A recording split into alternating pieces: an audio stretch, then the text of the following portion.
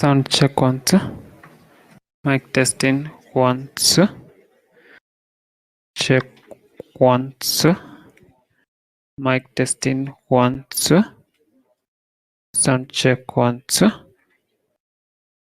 Sawa. Sound check once.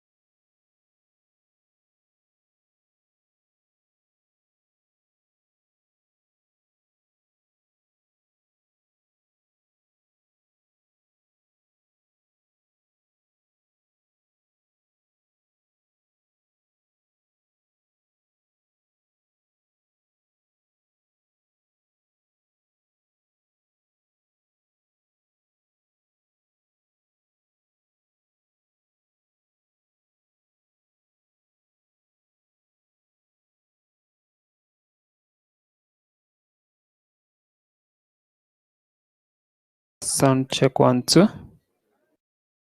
Iko sawa hivyo.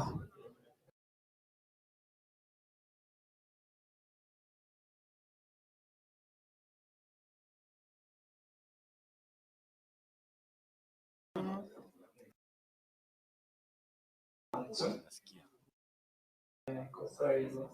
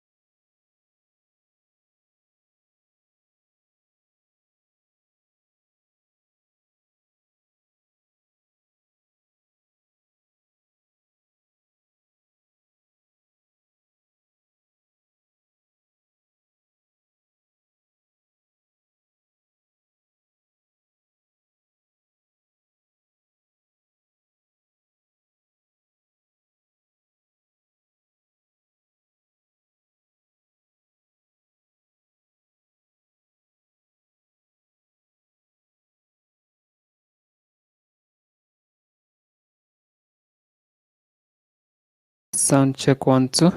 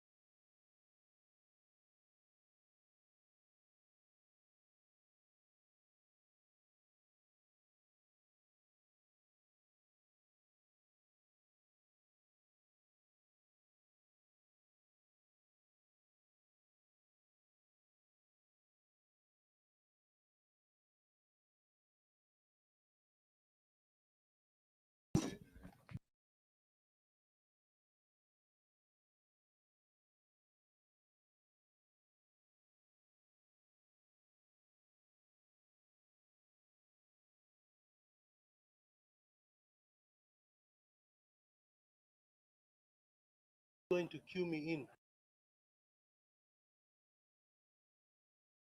Queuing me in.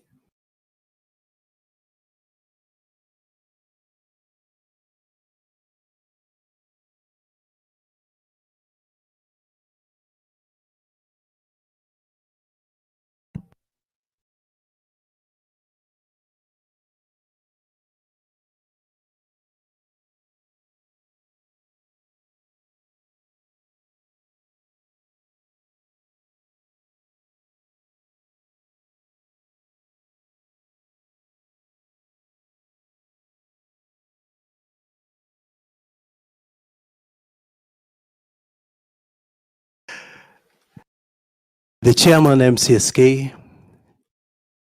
Bwana Lazarus Muli, vice chairman, Joseph Chisia, fellow directors, members MCSK, management staff, and all, good morning and welcome to the 30th Annual General Meeting of the Music Copyright Society of Kenya. My name is John Katana. I'll be the MC stroke moderator through this session, through the meeting. And as is our tradition, we'd like to start with a word of prayer. And I want to call upon fellow director, Pastor John Mwangi, to come up, please. Na pia ningependa kuwakaribisha kwa lugha ya taifa ambayo tutaitumia kwa mkutano huno kwa wingi zaidi kwa sababu ya ufahamu na urahisi wa communication. Asante.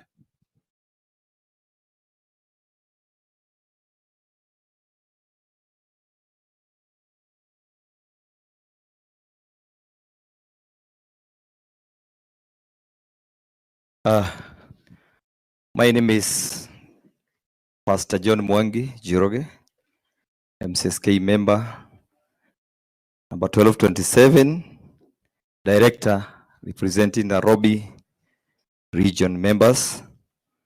We want to pray. So let us start and pray. Tunataka kuomba, wacheni tuombe mahali tunatazama sisi wote na tutabarikiwa. Mwenyezi Mungu na mwenye rehema, katika jina la Yesu Kristo, tunakushukuru kwa siku ya leo. Asante Baba yetu wa mbinguni kwa vile tumekuwa hapa kwa sababu ya AGM yetu. Mungu wetu wa mbinguni, tunaomba tuendelee vizuri, ukatupe hekima tunapokuwa kwa mkutano wa online yetu ya siku ya leo.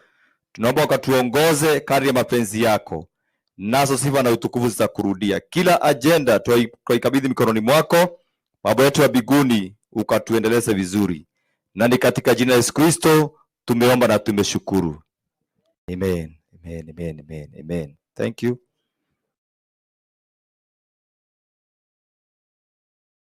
Asante sana director. Kama nilivyosema hapo awali, mkutano huu tutauendesha kwa wingi zaidi kwa Kiswahili. Ni furaha yangu sasa kumkaribisha company secretary wetu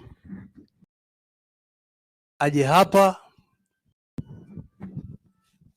kutuongoza katika mkutano huno. Bwana Oira, tafadhali.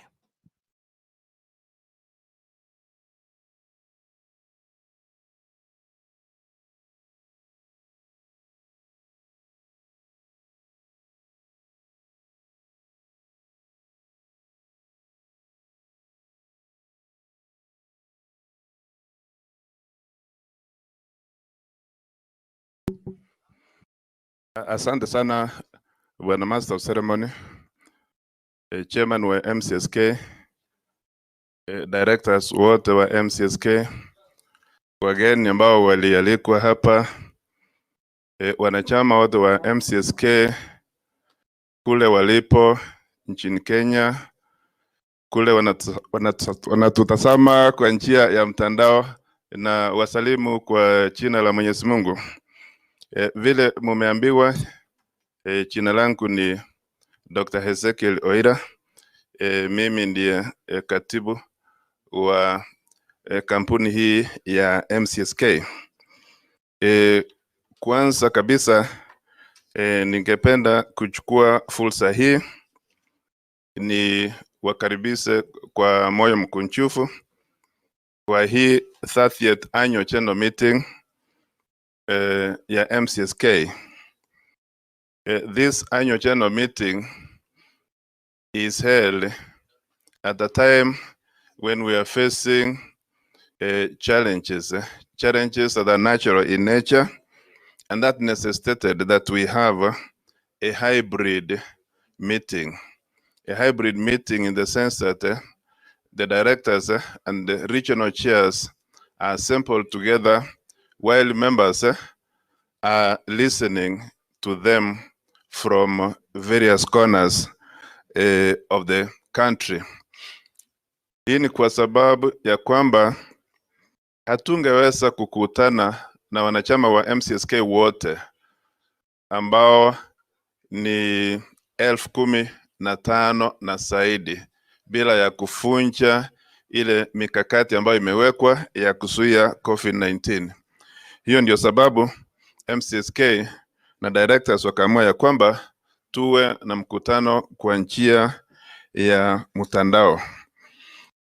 Kwa hivyo bila kupoteza wakati, ningependa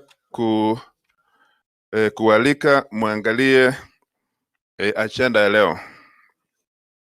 Na agenda ya leo, agenda item ya kwanza ni kusoma notice ya huu mkutano.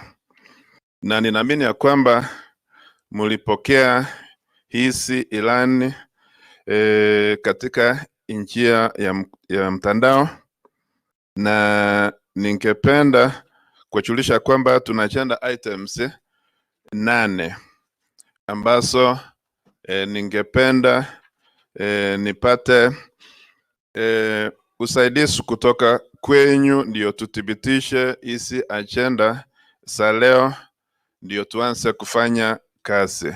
Kwa hivyo ningependa kualika kwa njia ya mtandao mwanachama mmoja athibitishe au apropose, na mwingine wa pili a second the adoption of the agenda items which are numbered 8.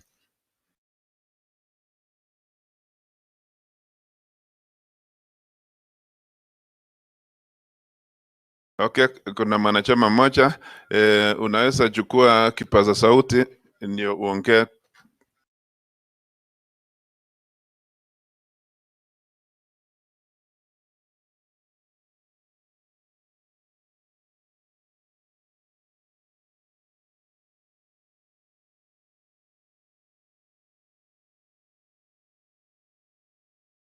My name is Mary Wambui Kariuki, aka Angela Kariuki. I propose the agenda, the meeting. Thanks, Madam Kariuki. Somebody to second.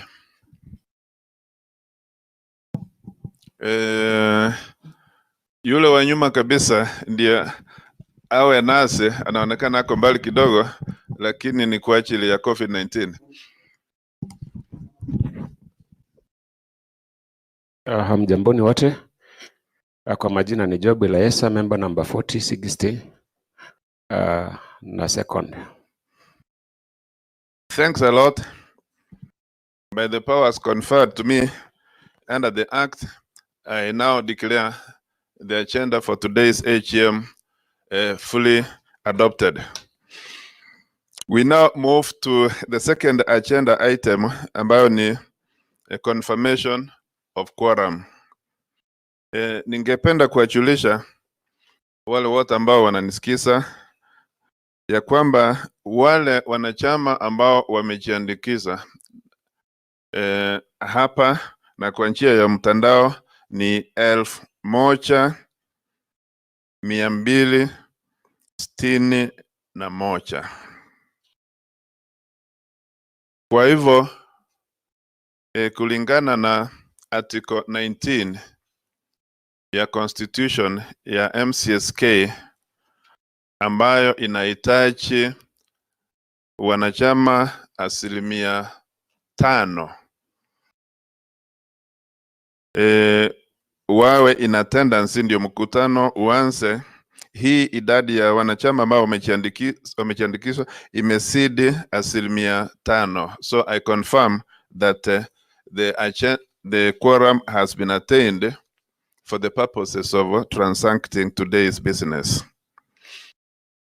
And having said that, I want us to go to agenda item number 3, the confirmation of the minutes of the 29th annual general meeting, which was held on January 6th, 2020, just before the onset of COVID-19.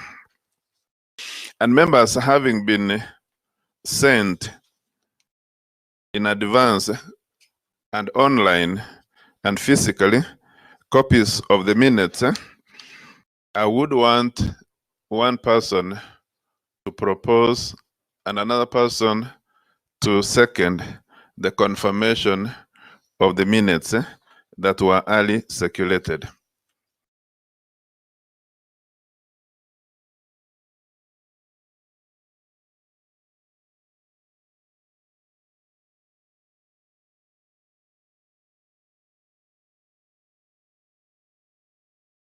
Yes.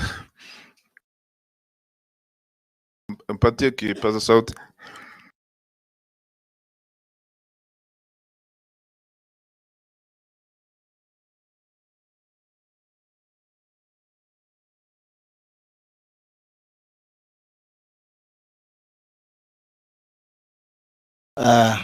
Kwa majina naitwa Silvana Sopaka, member namba 655. Nataka kupropose but kuna correction number 2. Kuna some correction mtafanya kidogo. Okay, on agenda item number 2. Yes. Okay, sawa. On minute number 2, so not agenda.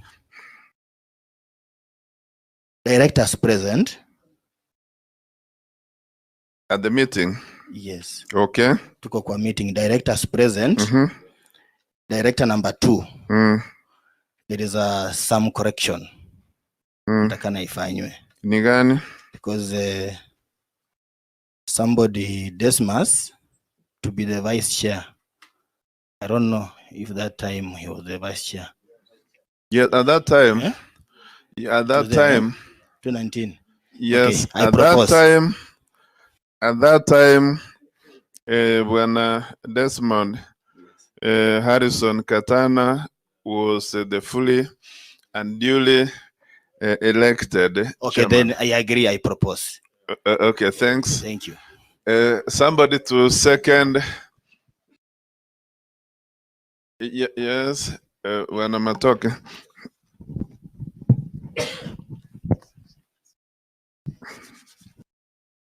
Kwa majina ni Edward Matoke, member number 793.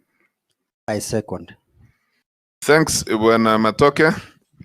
And therefore, the minutes are hereby confirmed, and I would like to present a copy of the minutes to the chairman to sign.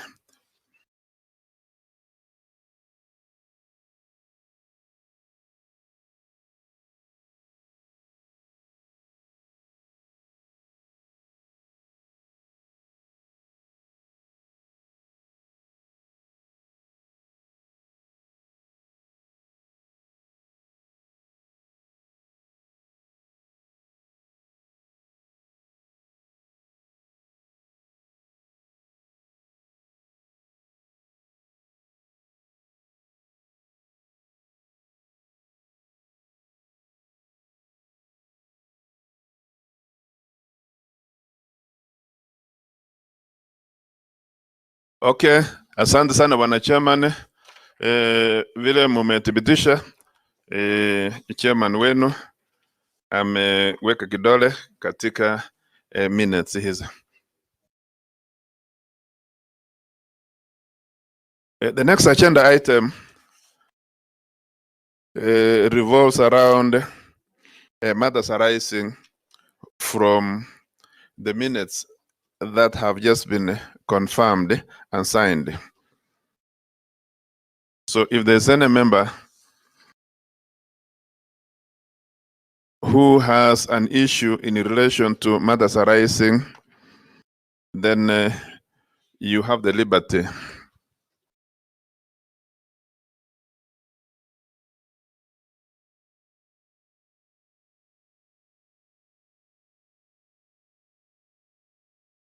And the matters arising, I would direct that could start from page 3.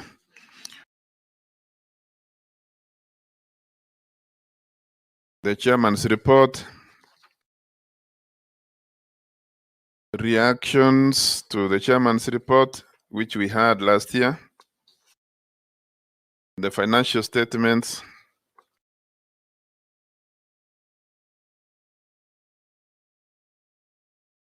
and the executive director's letter that had been sent last year.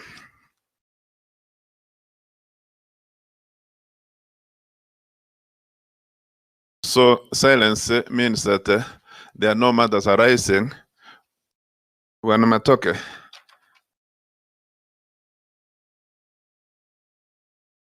Give him the mic.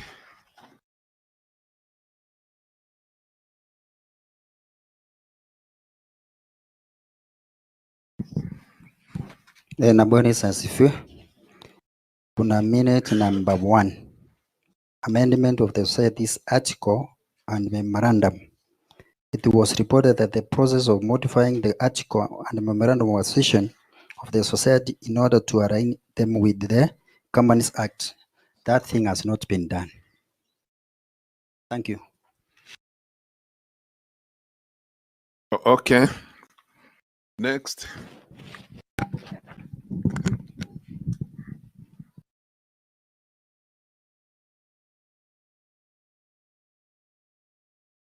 Yes.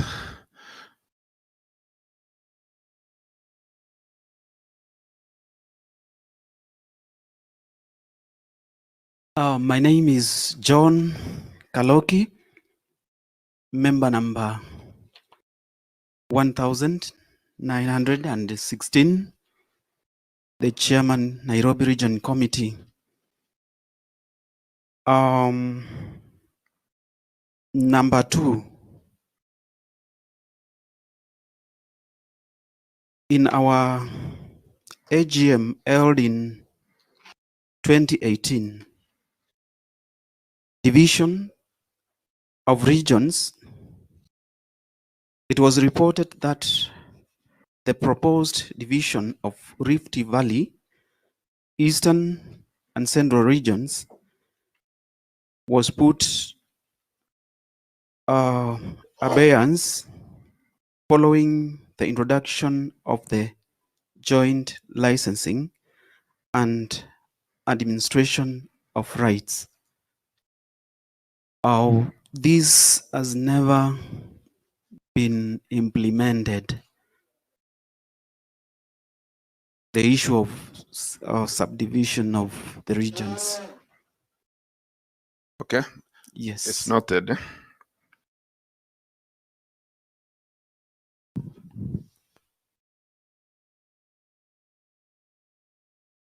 Any other? Okay, let me strive to answer those 2 questions. And if chairman feels that there is something that I may have left behind, then he will be invited again to take the floor. Question raised by Chairman Matoke is on the modification of articles and the memorandum of association. In short, the constitution of MCSK. Indeed, it was agreed that the amendment of those 2 documents was imperative and urgent. But from where I sit, the society had put in place arrangements to amend those documents, but there was a problem relating to the release of funds. And because of financial problems created by COVID-19, the society experienced challenges in moving the process, because the process of amendment required that a team of directors and regional chairs move around the country, collect the views of members, analyze those views, before bringing them to the CS for crafting them in a legal sense, and then bringing them to members for adoption. So to date, those funds have not been released, and that does not mean that the need and the desire to amend and comply with the resolution of the AGM was ditched. Should money be released as contemplated, the exercise will be undertaken as quickly as possible, and once completed, then the law permits the convening of an extraordinary AGM in order to adopt the new document. On the second question by Kaloki, it's true that there was that intention of dividing certain regions because of their expansiveness. But this was put in abeyance given the fact that there had commenced a process of joint collection of royalties between MCSK, CAMP, and PRISC. So it means that there was a collaborative effort now cutting across all the other CMOs. And Mr. Kaloki, and you read the minutes very well, that intention was suspended by virtue of that particular minute because of the collaborative efforts that have been put in place in the collection of royalties. Until and unless that marriage, that triple marriage is severed so that MCSK starts working independently, then the hands of MCSK are tied. That's the answer I could give. Chairman, if you had anything, Chairman is satisfied with my answers.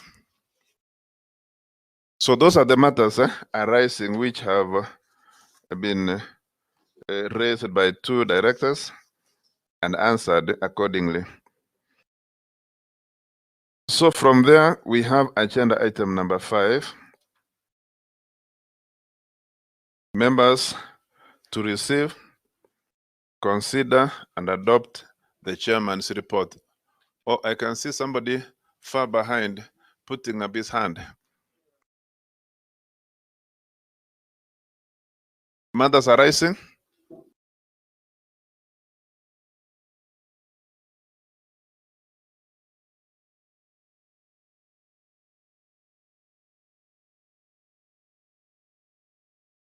Job Ilaesa, member number 4076. I'm not satisfied with the answer given as far as amendment of members are concerned, because umesema ya kwamba pesa hazikutolewa. Ningependa tujue ya kwamba hizi pesa zilikuwa zinafaa kutolewa na nani, kwa sababu according to my understanding chama ni chetu, katiba ni yetu, na sisi ndio tunafaa kuidhinisha kile tunafaa kufanya na pesa zetu. Na kama tumeona katiba yetu haitufai ama haiendamani na Company Act, na tumeona inafaa kurekebishwa, ni nani mwingine anaweza pinga sisi kama tumekubaliana kutumia pesa zetu kufanya amendment ya katiba? So ni ombi langu tunapoendelea mbele ya kwamba hii meeting ifanye resolution ya kwamba pesa zitolewe tuweze kufanya hii kazi, sababu tuna approach elections. Na hii minute number 5 imeshikana na number 3 ambayo ni elections rules zenye zinafaa kufanyiwa amendment, na imesema kwamba inafaa kufanyika pamoja na amendment yote ya katiba. Na tunapoelekea kwa uchaguzi na hii amendment haijafanyika, it means tutakuwa na shida pale fulani. Asante. Okay, thanks a lot. Let me attempt to answer the question. Members, I explained that I think 3 years ago, the regulator created a triple marriage, a marriage between camp, MCSK, and PRISC. So that holy trinity gave rise to the opening of a joint account where all the royalties are banked. And for any funds to be released, authority must be given by the executive director of Kekobo. So in other words, there was no authority on the part of the regulator to release the funds for that purpose.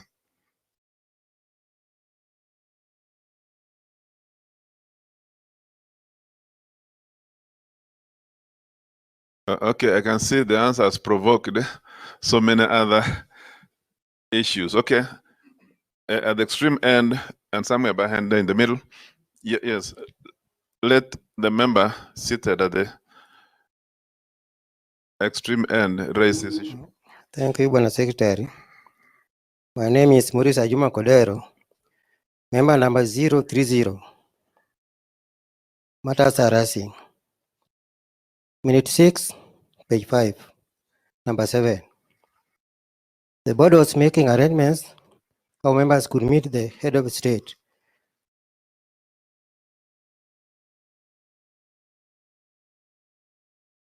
This to meet the head of state, had it been done or it in process? Okay. The other member, yes, in the middle somewhere there. Yes, you have the floor.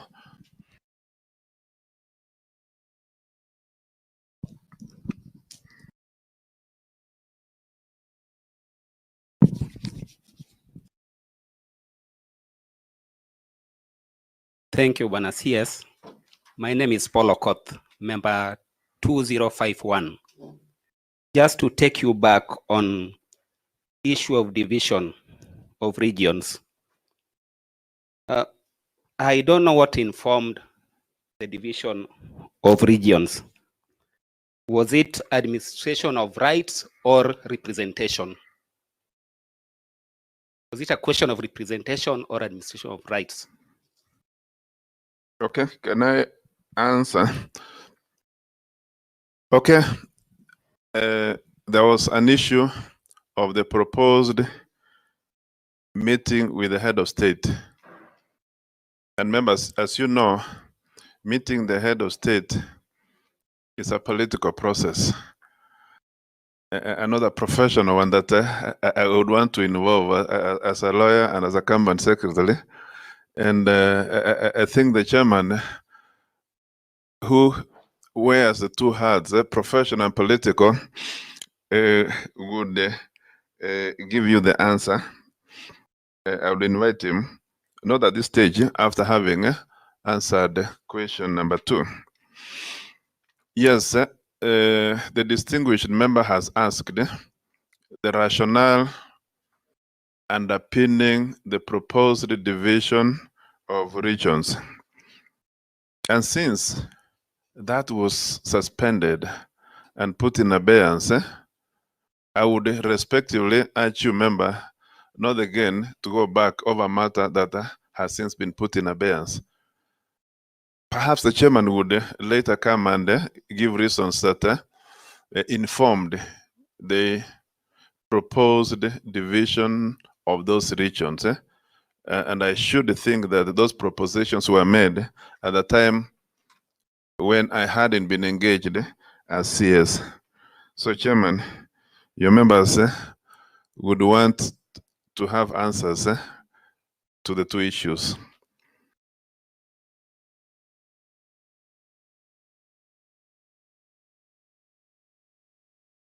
Kwa maswali hayo mawili ningetaka kuweza kuyajibu, kianzia na swali ya our demarcation and those allocations of those extra regions.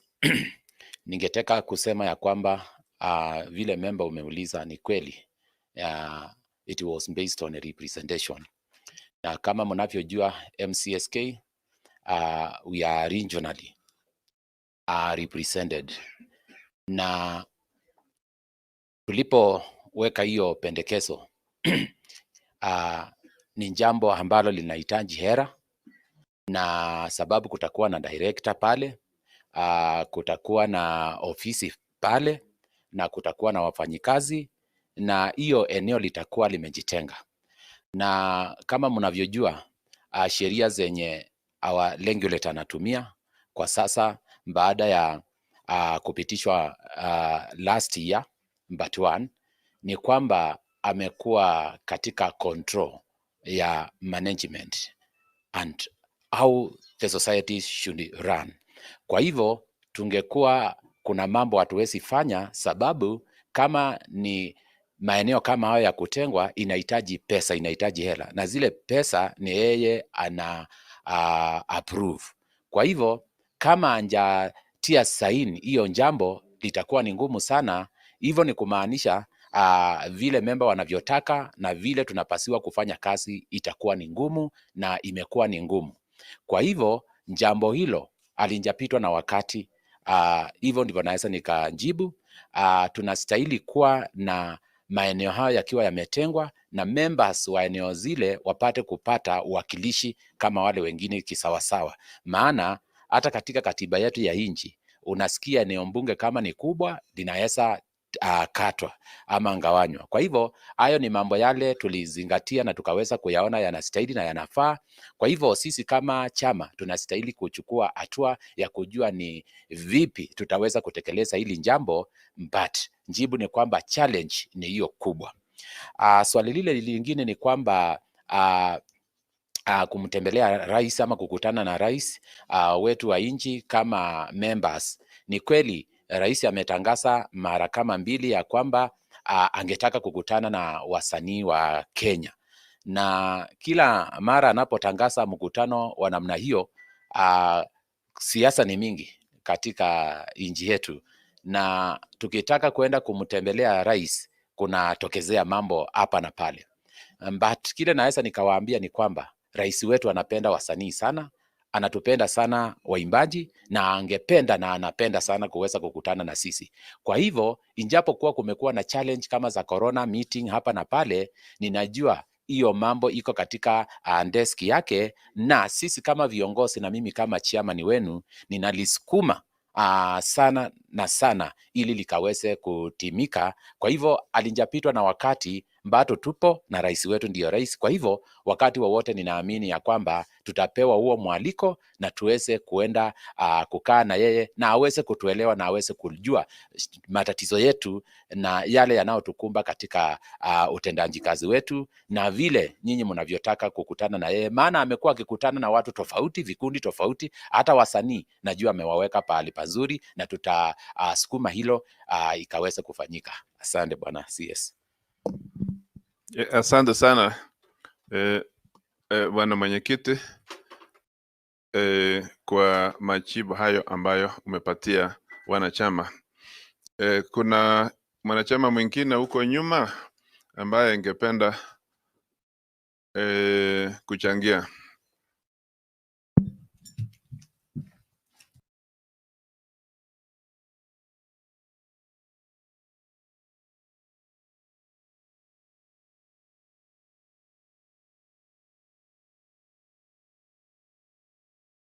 My name is Mutuka Gramford from Rift Valley, member number 1844. Maybe before we go forward from that issue of division, I come from Rift Valley, and it's just a question. When something has been passed by the board and the members at an AGM, who are supposed to open it and discuss it again? Is it the board? Is it to be taken back to the members themselves to decide, though there is a joint partnership, but who have that right of reversing what has been passed by the members themselves. Thank you, member. This society is owned by members. It's like the Constitution of Kenya, which is owned by the people of Kenya. And therefore, the people of Kenya have the sovereign authority to change the Constitution as they want, within the intendment of their best interests. So, the same principle can be replicated to MCSK, that members have the sovereign authority to make such a decision as they may wish, provided that such a decision is in their best interest and is not illegal. It's within the framework of the law. So if members want to reverse the decision that they made, then it means that implicitly they are saying that can you dissolve this marriage? Because when the three CMOs teamed up, it means that they undertook to do joint collections throughout the country. So they synergized in terms of their staff members and such like things. So if you want, or if members are proposing that MCSK go ahead and implement that which was decided in terms of the divisions, then it means that you are saying that MCSK goes alone and destroys that collaborative arrangement which was done, which may have far-reaching consequences. Yes, let me hear from Chairman Matok.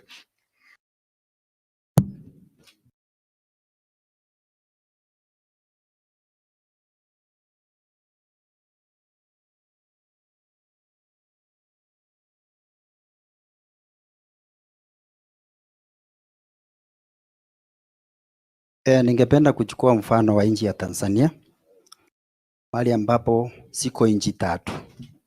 Kuna kisiwa cha Pemba na Zanzibar na ile nchi kubwa ya Tanganyika. Kila nchi imekubaliwa kuwa na wabunge wao na serikali yao. Hakuna siku nimesikia kwamba nchi ya Tanganyika kwa vile ni kubwa inaweza ambiwa ifuate matakwa ya Pemba na Zanzibar. Kwa hivyo mimi naomba hivi, mambo ya operation MCSK iwajue MCSK, lakini joint correction tuko tayari kuingia kwenye ndoa na tuishi kwenye hiyo ndoa. Asanteni.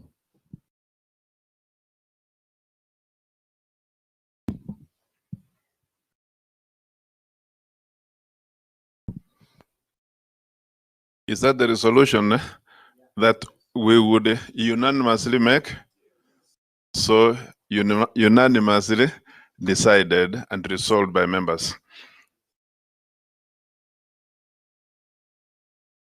So then that means that the divisions which were suspended or which were intended, the process will be put in motion to see to it that such divisions are made within the resolutions of the members.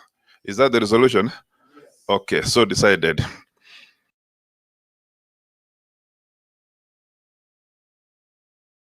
So baada ya hapo nafikiria sasa tumemaliza mada za rais, na ningependa sasa tuangalie agenda item. Yes? Yes.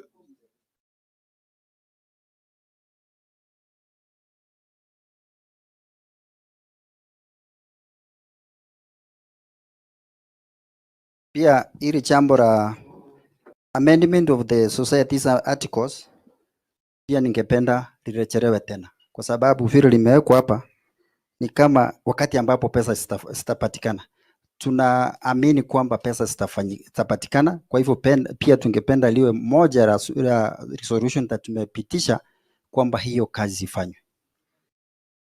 So, members, as proposed, the modification of the constitution of MCSK be implemented immediately without further delay.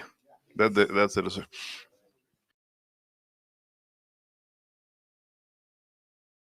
Okay, then we go to agenda item number 5, to receive, consider and adopt the chairman's report. Kabla sijamwalika mwenyekiti, ningependa kumuita ndugu yangu mwenyekiti msaidizi ndiye amwalike mkubwa wake. Ndio wengine ambao hawaja muona. Niliona mwanachama mwingine akisema huyu ndiye alikuwa mwenyekiti, huyu alikuwa mwenyekiti katikati, lakini last year ni Katana alikuwa mwenyekiti.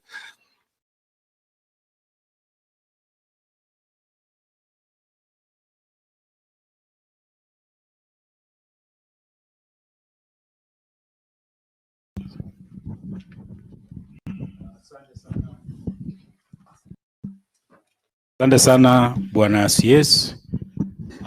Kabla ya kuongea lingine, nataka nimshukuru Mungu ambaye amekuwa na sisi tangu tulipoingia wa uongozi wa MCSK. Najua kwamba tumepitia mambo mengi magumu. Members wetu wameathirika sana kwa sababu ya janga la corona. Changamoto zimekuwa mingi, lakini niseme kwamba Mungu mbinguni yuko na sisi, hata tuacha, kwa sababu kipaji ama kipawa cha uimbaji kinatoka kwa Mungu, na vile Mungu anavyosema katika maandiko kwamba basi kipawa cha mtu kitamketisha na wafalme, na uwezi keti na mfalme na uwe na njaa. Kwa hivyo nitasema kwamba members wetu popote mlipo, katika kona zote za nchi yetu ya Kenya, nitazidi kuambia kwamba tuzidi kuomba Mungu ili atusaidie. Janga hili limeathiri Kenya mzima na dunia mzima, but I know that God will make a way. Kwa majina kamili naitwa Joseph Shisia Wasira.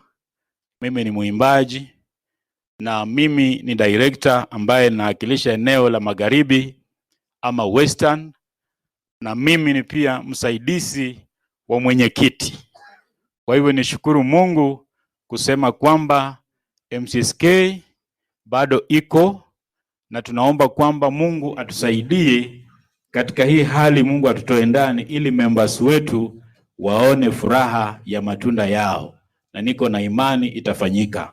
Wacha nichukue fursa hii kumkaribisha Bwana Chairman ambaye ndiye chairman mwenyekiti huyo wa National MCSK akuja hapa ili atoe ripoti jinsi tumekuwa na mambo vile yamekuwa magumu, but tuna imani kwamba Mungu atatusaidia. Sini wale mpo makofi tu kidogo chairman akija. Asante. Karibu sana Bwana Chairman ili wape wanamuziki ripoti. Karibu sana.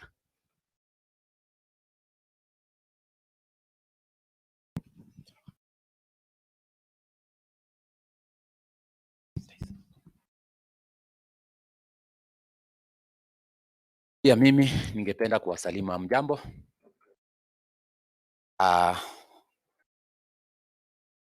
Nataka kuweza kulisoma ripoti ya chairman na nitalisoma kwa lugha ambayo imeandikwa kwa Kiingereza. MCSK Chairman Report 2021 30th AGM. In the name of the Lord, I salute all fellow MCSK members, musicians, and welcome you to the 30th MCSK AGM being held virtually for the first time in the history of MCSK since 1983. I would like to take this opportunity to thank Almighty God for being kind and gracious in taking very good care of us and seeing all us through in this tough period of Corona ama COVID-19. The epidemic has shaken and crumbled the foundation of the music industry in Kenya and the whole world as we knew before March 2020. Since the 29th NGM MCSK has suddenly witnessed the passing on of the 30 fellow MCSK members whose creative and contribution to the music industry is immeasurable, and their silence shall sorely missed. Kindly let us all observe a minute of silence to respect and remembrance of foreign fellow MCSK members. Ningewauliza tukaweze kusimama kwa pamoja ili tukaweze kuwapatia heshima wenzetu ambao waliweza kutuacha katika kipindi hicho ambao ni members jumla 30.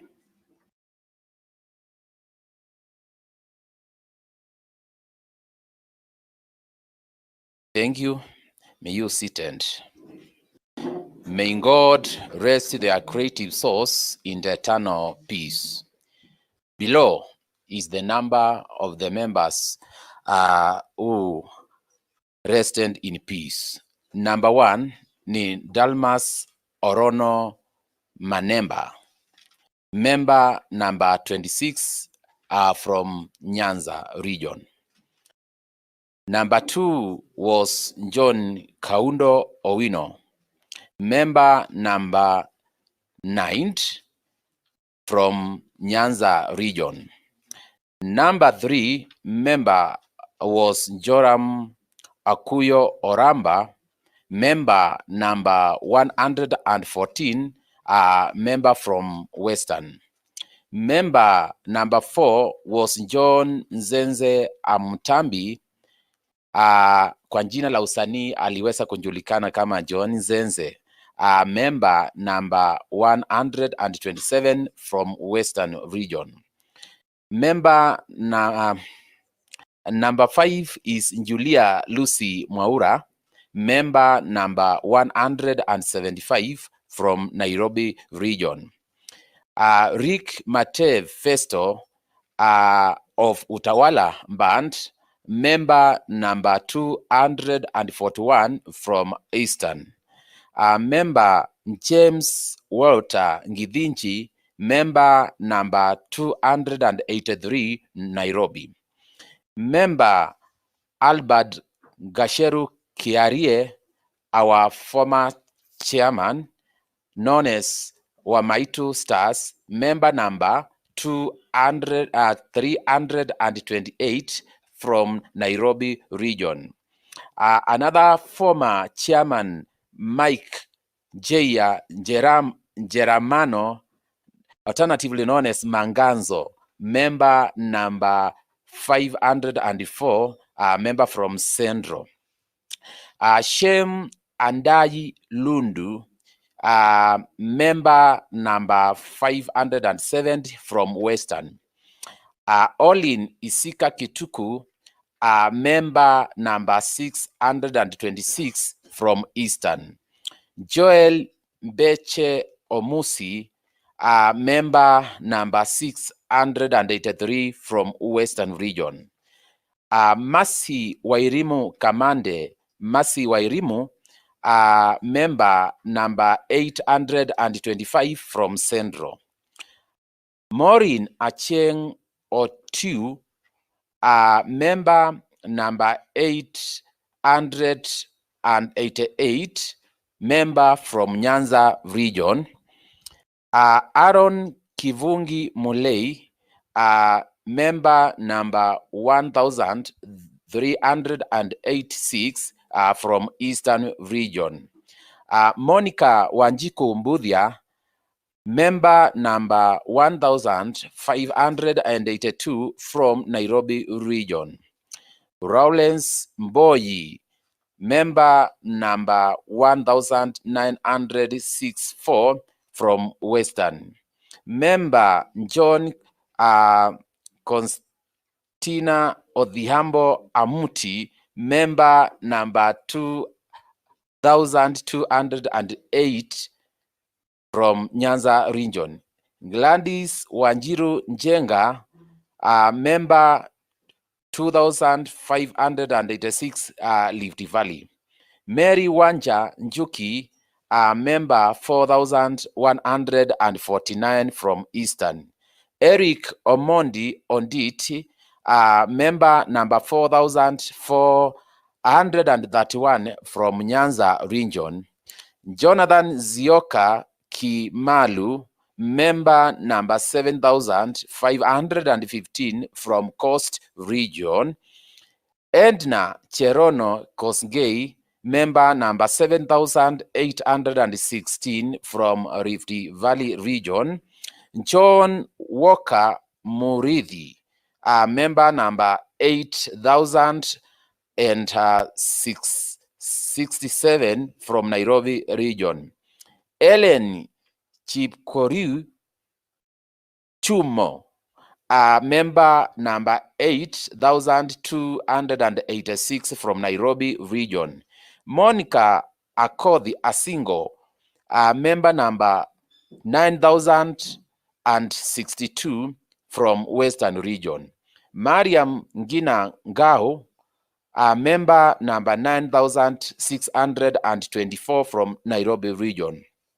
Mary Ngitau Wanjiru, member number 1121 member from Nairobi region. Alex Kise Kasonzo, member number 12905 from Eastern 2. Samuel Ndolo Kitonyi, member number 1346 from Nairobi region.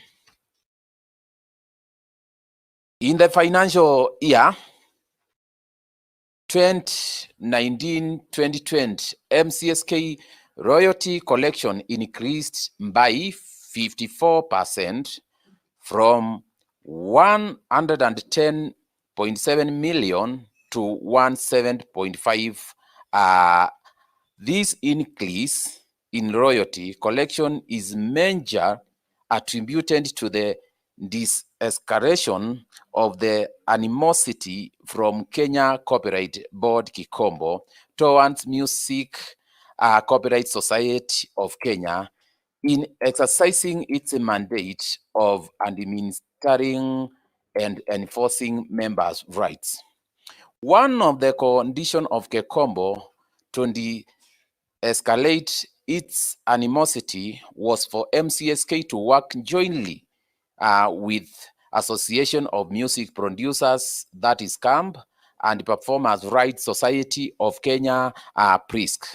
This culminated in MCSK signing Memorandum of Understanding, MOUs, with CAMP and PRISC to jointly issue copyright and related rights license into NCBA account under the Kikombo, under the control of Kikombo.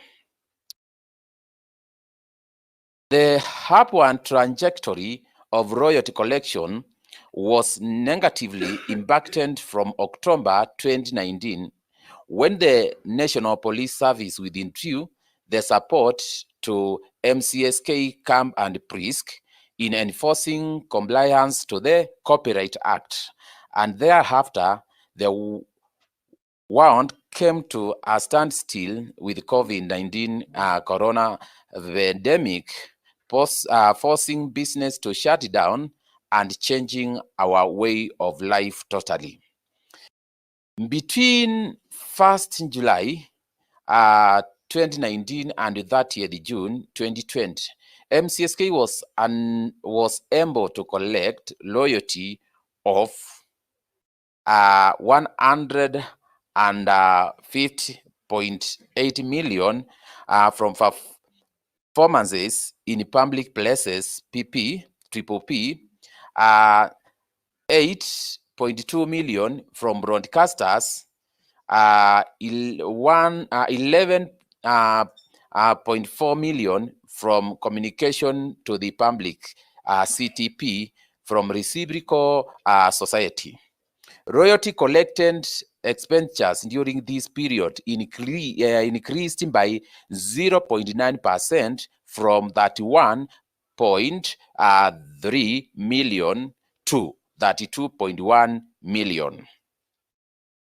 Distribution. Fellow members, prior to the revenge of the COVID-19 pandemic, MCSK, in line with the provision of MCSK distribution rules, was able to make a following loyalty distribution in the month of August 2019, performance in public places, that is triple P, loyalty of that 0.8 million, in the month of February 2020. Broadcast royalties of 20.7 million and the month of April 2020 performance in public places, loyalty of Kenya shillings 25 million, 0.6.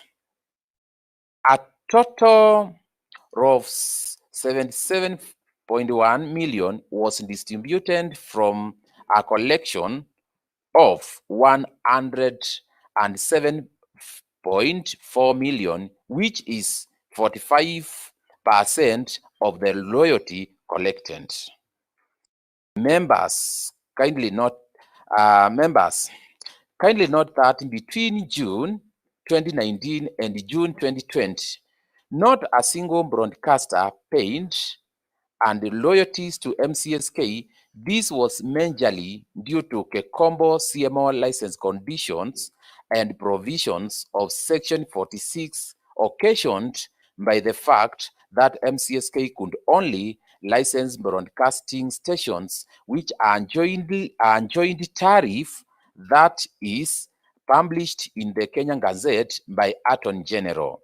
With the amendments to the Copyright Act and part of the condition given by the Kikombo, MCSK and to license using a joint tariff, that is published in the Kenyan Gazette by the Attorney General. On 19th July 2021, MCSK shall start distributing performing in public places at triple P and broadcast royalty of 17.5 million collected between the month of January and May 2021. Kindly let us be strong together during this crisis and effort that the music industry is currently going through, because we MCSK and MCSK is us. As much as we may have our differences in creative and political affiliations and sympathies, MCSK is the only place where we can come together and stand together against any victimization and unfair exploitation of our rights. In the last 1 year, membership of MCSK has increased by 863 to bring the total number of MCSK membership at 15,185. Our continuing ability to grow in a sustainable way depends on our ability to balance the competing demands of the members. Throughout the outbreak of COVID-19 pandemic, our priority has been to protect the well-being of the members by providing them with the essential service they need. The impact is significant and has continued to adversely affect the way we operate, and hence the board made a consideration to resume the payment for benevolent fund whenever a member passes on. We know the impact of COVID will pass over time, but it will leave behind a permanent legacy.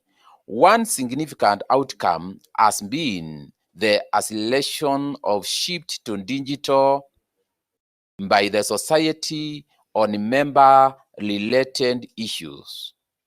We have been investing significantly in our digital capability, but the urgency of doing so has been further accelerated to enable the society serve the members in the most efficient and effective way. The society in the first quarter of 2021-2022 will be launching two systems on online membership, the registration and a membership vetting system. The members' registration system will be used for registration of new applicants, and at the same time, we will have a backup end access to approvals of the applicants. On the other hand, the members' vetting system will be used in the vetting process as part automation and safeguard our members' details.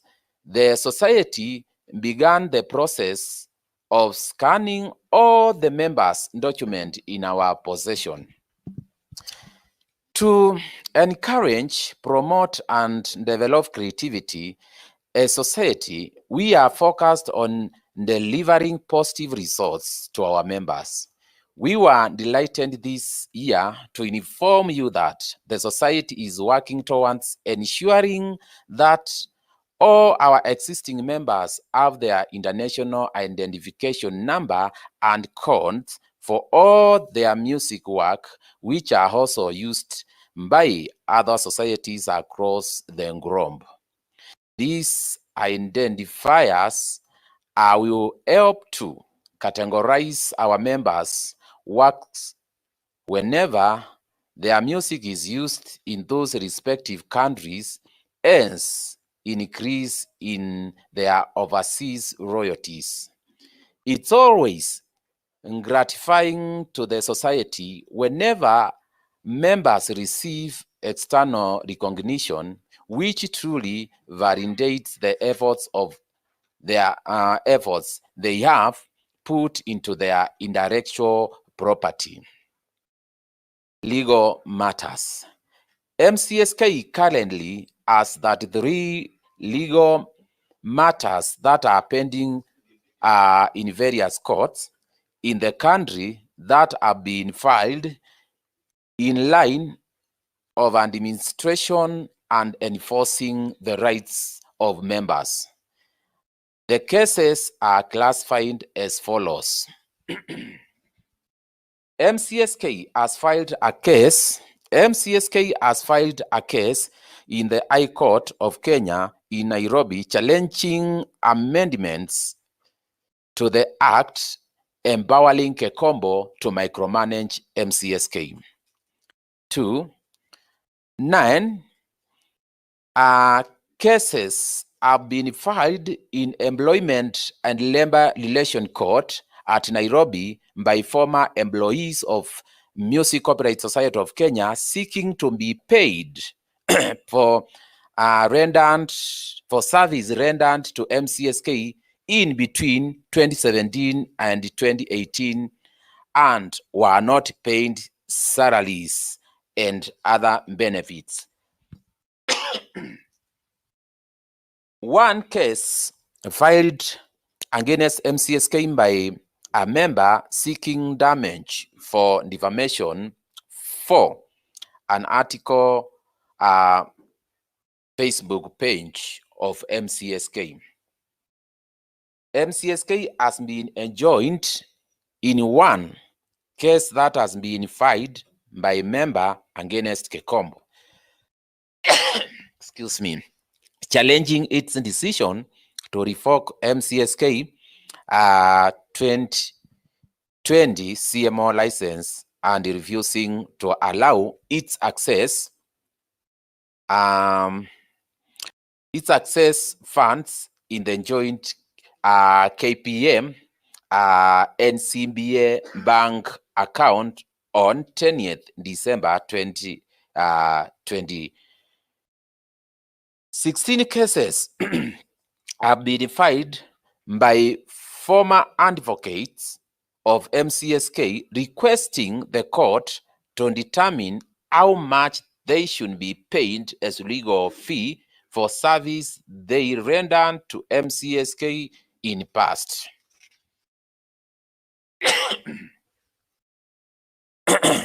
MCSK has been enjoined by Liberty Africa Technologies Limited in 5 cases that have been filed by MCSK members who have sued Safaricom Limited for using their works on its Skisa platform without their authority.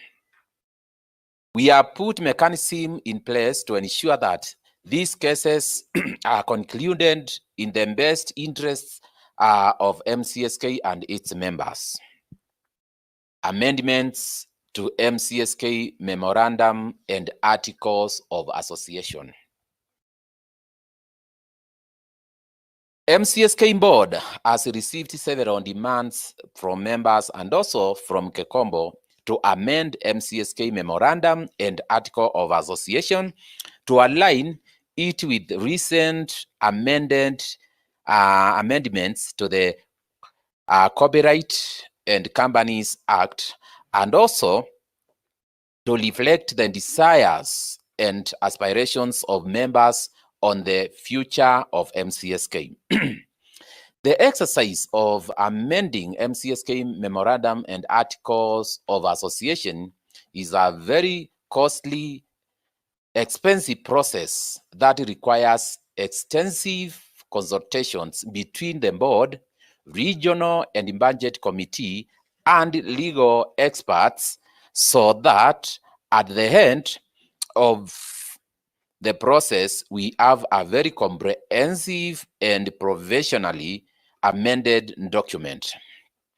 Kindly take cognizance of the fact that under the current working arrangement, under the CMO license terms and condition, whereby Kekombo has to give an approval prior to any expenditure,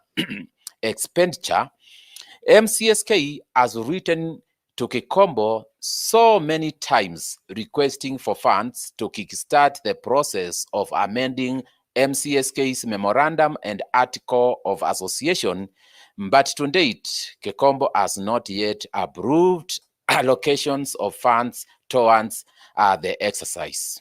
In view of this challenge of getting approval of Kekombo to expand, MCSK board would like to notify members that it shall find ways of having this process started and eventually have a special general meeting to ratify the eventual amendment or amendments.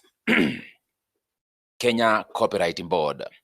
Kenya Copyright Board, Kekombo, has applied its newly acquired mandate under the 2019 Amended Copyright Act to set terms and conditions for issuance of CMO license that are detrimental to independence and eventually the existence of MCSK as we know it.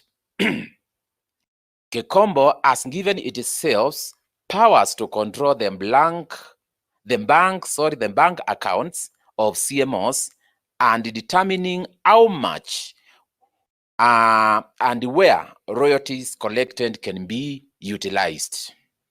Coercing CMOs to sign and use a system of Liberty Africa Technologies Limited that CMOs did not want the first place. Liberty Africa is demanding a payment from MCSK, Camp and Prisk jointly of 80 million for the system. Over and above that, Liberty Africa Technology is paid a commission of 2% of all the royalties collected by CMOs through the system, yet it is our licensing staff who are engaging the users to pay. Fellow members, one of the unreasonable terms given to MCSK by Kekombo to be issued with CMO license is that members have to sign fresh deeds of assignment and MCSK has to submit members' details and their catalog in the National Rate Registry NRR. Kekombo conducted a witch hunt in the name of forensic audit and is using the results of that process with officers from the Directorate of Criminal Investigation, DCI, to intimidate and harass officials of MCSK in the pretense of investigating activities of MCSK during the period it was not licensed by Kekombo.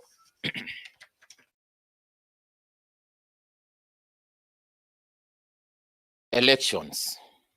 It is important to acknowledge that there is a letter that has been sent by Kekombo insisting that MCSK has to conduct its elections of directors by October 2021. Members, please note provision of Article 50 as read with the election rules of MCSK Memorandum and Articles of Association provide that election of directors shall be conducted at least 8 weeks, that is 2 months, before the third annual general meeting, NGM, after the last election of directors. Keeping that in mind, it is important for me to clarify here that the next election of directors of MCSK Governing Council shall be conducted as stipulated in MCSK Memorandum and Article of Association. Challenges. 2019-2020 has been a very difficult and rough period for the entertainment industry worldwide due to the revenge of COVID-19 corona. MCSK was not spared in feeling the ripple effect of COVID-19. This has resulted in drastic reduction in collection of royalties across all the spectrum. This has also affected live performances, which is a major source of revenue for members. In August 2019, the National Police were withdrawn and express instruction of Kekombo from providing support to the CMOs in enforcing compliance to the Copyright Act by users of music. This has earned a very negative effect on amount of royalties collected because MCSK is currently not licensing all 99% of the public service vehicle PSP, commercial service vehicle CSV, and tourist service vehicle TSV. MCSK was compelled to agree to use a joint tariff published in the Kenyan Gazette by Kekombo through the Office of Attorney General. This new tariff is lower than the tariff MCSK has been using since 2013. And to make matters worse, the royalty collected using this lower tariff have to be shared by three society, that is MCSK, CAMP, and PRISC. MCSK Foundation. Coming on the backdrop of the revenge of COVID-19, MCSK Board of Directors initiated the process of regularizing and reviving MCSK Foundation by replacing the former MCSK directors, Director Mukaisi and Enli Njenga, as MCSK representative in the board of trustee of MCSK Foundation within Joseph Sishia and myself, and tasked us to formalize and normalize all statutory requirements and put in place basic structures so that MCSK Foundation may carry out the objectives for which members expect from it, and that is cater for their welfare and social cultural needs. As MCSK Board of Directors lays administrative and political strategies to ensure that MCSK overcomes most of the existing challenges it is facing in the administration and enforcement of MCSK members' economic rights, I humbly appeal for your continued support and prayers, because MCSK is all of us in all, our beautiful creative diversities. Thank you all, and God bless you.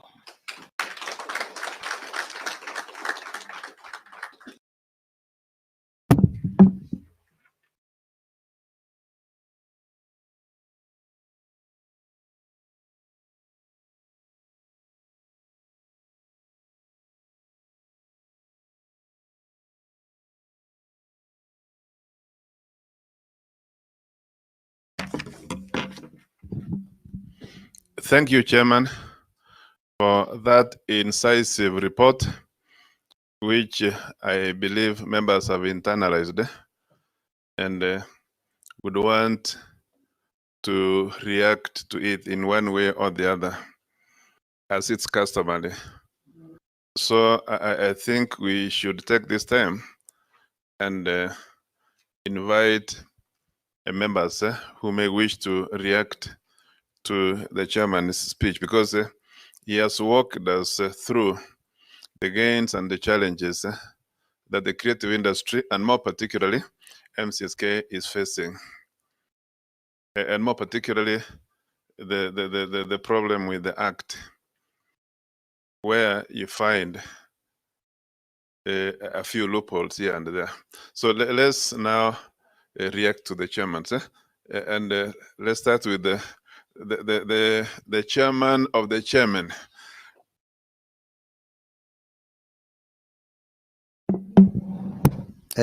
Kwa mara nyingine, kwa majina ni Edward Matoke,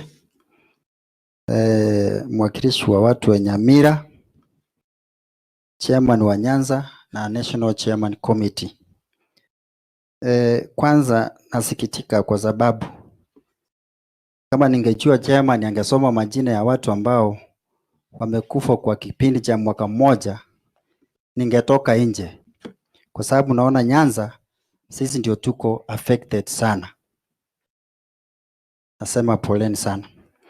Chairman, hapa ningesema ya kwamba as much as tunaambiwa pesa ziko, kuna zile vitu ambazo ni muhimu katika MCSK kutekeleza. Jambo la kwanza ni kuangalia mazirai ya members. Members wengi wetu ni wagonjwa, wanahitaji msaada wetu wakati wao ni wagonjwa, ili kwamba tuwasaidie nao waishi kwa siku chache duniani. Sasa nasikitika kwamba watu ambao wamekufa kwa hiki kipindi ambacho umesoma, kama sijakosea, ni watu kama 40 na hao ni members wetu. Ningeomba kwamba kwa vile umesema kuna MCSK Foundation na tena muongee na Kikobo, kuna yale mambo ambayo ni ya muhimu katika chama, ndio tunaweza kuwa wazuri sana katika kucollect, ama tusingatie masharti ya joint collection, na huku tunapoteza members. Sasa utakuwa unarokotea nani pesa? Tuangalie maslahi ya members kwanza, ndio tuende mengine. Ya pili na ya mwisho, umesema ya kwamba kuna mahali mnaitishwa 80 million. Wakati ambapo nilikuwa naenda shambani samani, ama wakati ambapo nilikuwa naitisha chakula, mama yangu alikuwa ananiuliza umenifanyia nini unaniitisha chakula?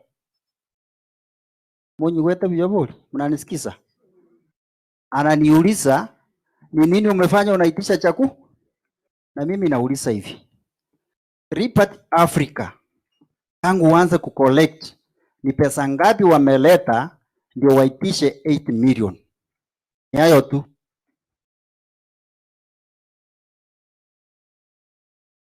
Thank you, Bwana Matoke, for that intervention, and I believe that the board of directors have taken note of the concerns that you have raised.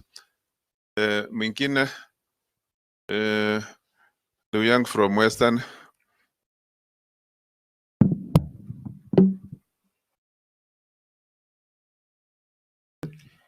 Mniite Sila Wasila, Chairman Western Region. Ningependa Chairman clarification ya hizi pesa umesema MCSK we collected 150.8 million. Ilikuwa za MCSK peke yake ama tuligawana kama 3 CMOs? Because members wakati wanasikia 150.8 na distribution inakuwa kidogo, hapo ndio malumbano pia itakuwa imeanza. Alafu niguzie kitu kidogo mahali ya amendment. Niliona kama mmeandika board, regional committee na budget. Ingekuwa vizuri pia kama tungepata maoni kutoka kwa members. Hao ndio wametutuma kuwakilisha, si ni kweli members? So ni vizuri kama tungewahusisha na wao pia watoe maoni yao kidogo, ndio tuweze kuchanga tuweke pamoja. Asante. Okay. I do believe that the amount of money that Chairman read was the money that was received in the joint account. So the money was distributed amongst the 3 CMOs. And that's why the amount that MCSK was entitled to was scaled down in that proportion. The other issue is on amendment. When we said that the regional chairs and directors will be involved, it doesn't mean that they would be the only ones to bring their own views. They would now consult with their grassroots members and collect views. That was the intention. The chairman would want to make a comment and respond. Yes, on that point, I would also like to emphasize that when this exercise kickstart, the committee, all the committees that will be formed at that moment, they are the one now to know how to run that exercise. So yeah, it was read here, but the procedure and the process is that we have to involve others and we have to reach out our members for views. So after that, it is when the report will come back to the directors, and then after director receive the report from the committee, it is when the NGM or special NGM shall be organized for a ratification of the same. Okay, let me not forget this side. Yeah, yes, the colleague at the back there.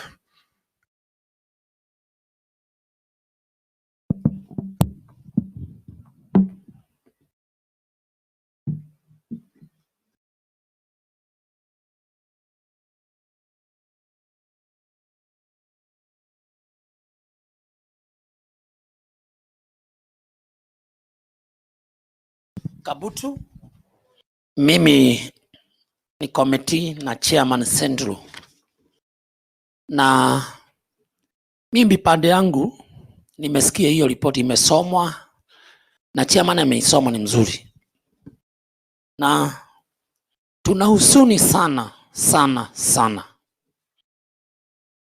na hii shida imekuja juu ya kushikanishwa na watu hawafanyi kazi. Wakati Music Corporate ilikuwa peke yake, memba wetu akigojeka tulikuwa tunamsaidia. Ninaona memba wetu wanatuangalia kwa mitandao, wanafikiria huwa tunakula pesa zao, na hii kitu huwa inanifanya niwe na uchungu sana. Hata nikisimama hapa, hiyo pesa imesomwa hapo na kulingana na kikobo, na ningetaka company secretary nikutume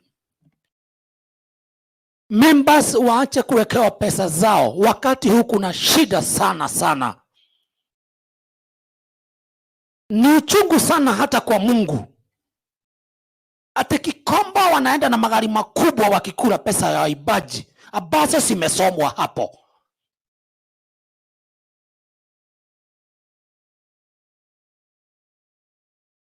Siwezi toa machozi ili mjue tuko na uchungu hawa watu wanaitwa Kikombo, lakini ni vibaya kugandamiza waibaji.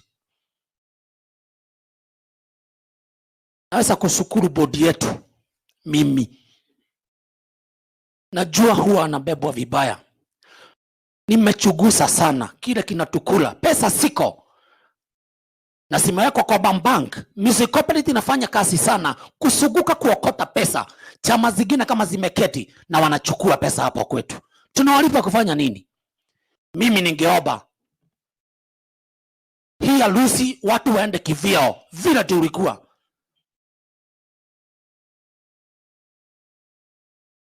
By the way, ni uchungu, na hii kitu ningetaka paka ifikie president. Sijui ni alituletea huyo mtu, ameumiza waibaji kiwango hata waibaji wengi hawaangalii hii kitu, hawana bundles. Wakati unakula nyama, kubali huyu mwingine akule hiyo mfupa, asikie vile unasikia, manake jasho ni yake. Sitaendelea kupitia hapo, manake nina huzuni kuhusu members wetu. God bless you. Asante sana Espon. Nafikiria directors wamesikia maoni yako. Wacha niche katikati hapa, ndakuja tu pole. Yes, madam.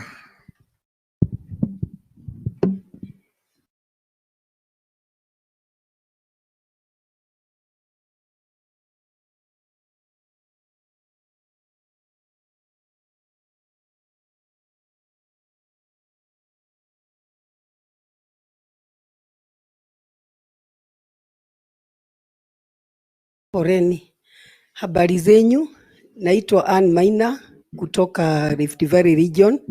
Mimi ni budget committee member, na wakati chairman wetu alikuwa akiongea mahali pale, niseme kama Hesbon, hakika hata machozi imemwagika na nimesikia uchungu mwingi sana, na hata wakati alikuwa naendelea kuongea nime SMS State Comptroller Kinothi Ambogua, nikamwambia tu na kuomba tu please, ongea na rais wetu mwenye anatupenda sana, asikize tu bodi yetu, maana huko nje wanabebwa vibaya sana. Wakati alikuwa chairman wetu alikuwa anaongea, nimeona shida kubwa kabisa ni hii harusi yenye tuko nayo ya CMOs zetu, na shida ingine kubwa ambao ni kubwa kabisa ni kikobo. Hatutasema mwenye amesimamia apate shida, tutamwombea Mungu sana, lakini tungeomba tu akuwe tu na utu, aguzwe tu na Mungu. Naone venye members wanateseka, venye nimetazama bodi yetu na management na our chairman wako na moyo mzuri kabisa, wanataka kusaidia members, lakini mikono zao zimefungika. Wacha tu machozi isimwagike. Asante sana Madam Anne Maina kwa pendekezo lako. Nina imani ya kwamba board members wametilia hilo jambo maanani. Okay. Kwa mwenye yako nayo. Yes, huyu wa kwanza hapa. Kuna mmoja ambaye amesimama, najua there's strong right from there, I can't even see. Okay, Francis Njoroge Wachira, chairman kutoka Rift Valley, member number 7457. Jambo la kwanza, wakati tulikuwa tukianza mkutano, nilisikia CS akitambulisha wale ambao wako hapa. Sijui kama anatambua pia kuna committee members. Jambo la pili, kuna madai ambayo huwa yanasambazwa kwa members na kila mahali ya kwamba directors huwa wanapata mshahara. Na ningependa chairman labda leo angetujibu, kwa sababu huwa tunaona barua kutoka kwa Kekobo, huwa tunasikia na members. Haya madai yalikuwa ama yako? Na kama yako, ni vizuri members wajue kama huwa wanalipo pesa ngapi, na kama yani ni vizuri kuweka mwanga ili haya mambo yafike mwisho na tujue ukweli wa mambo.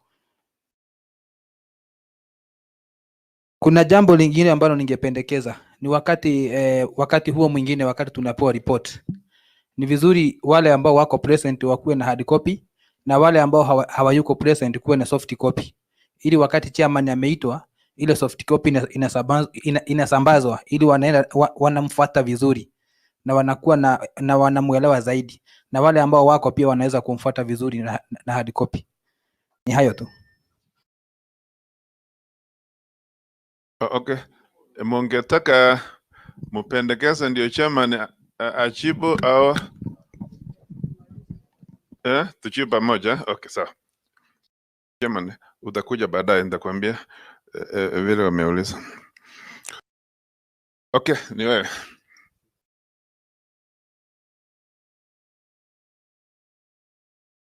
Jitambulishe na namba yako.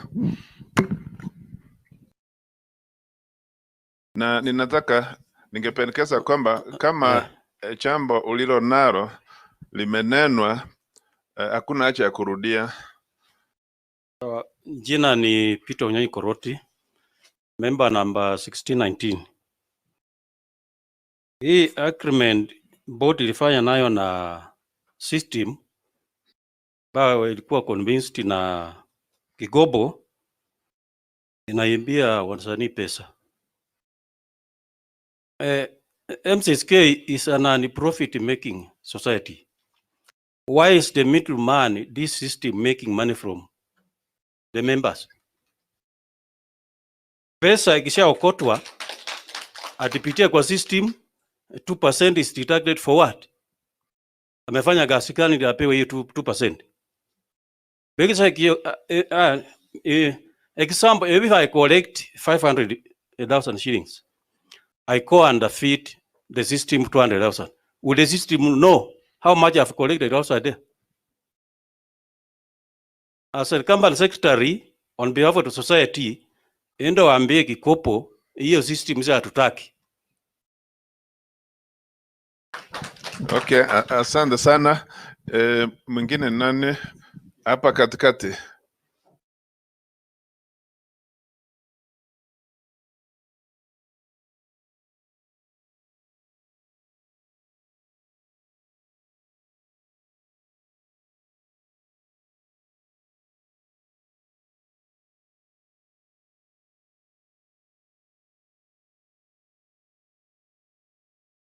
Hamjambo.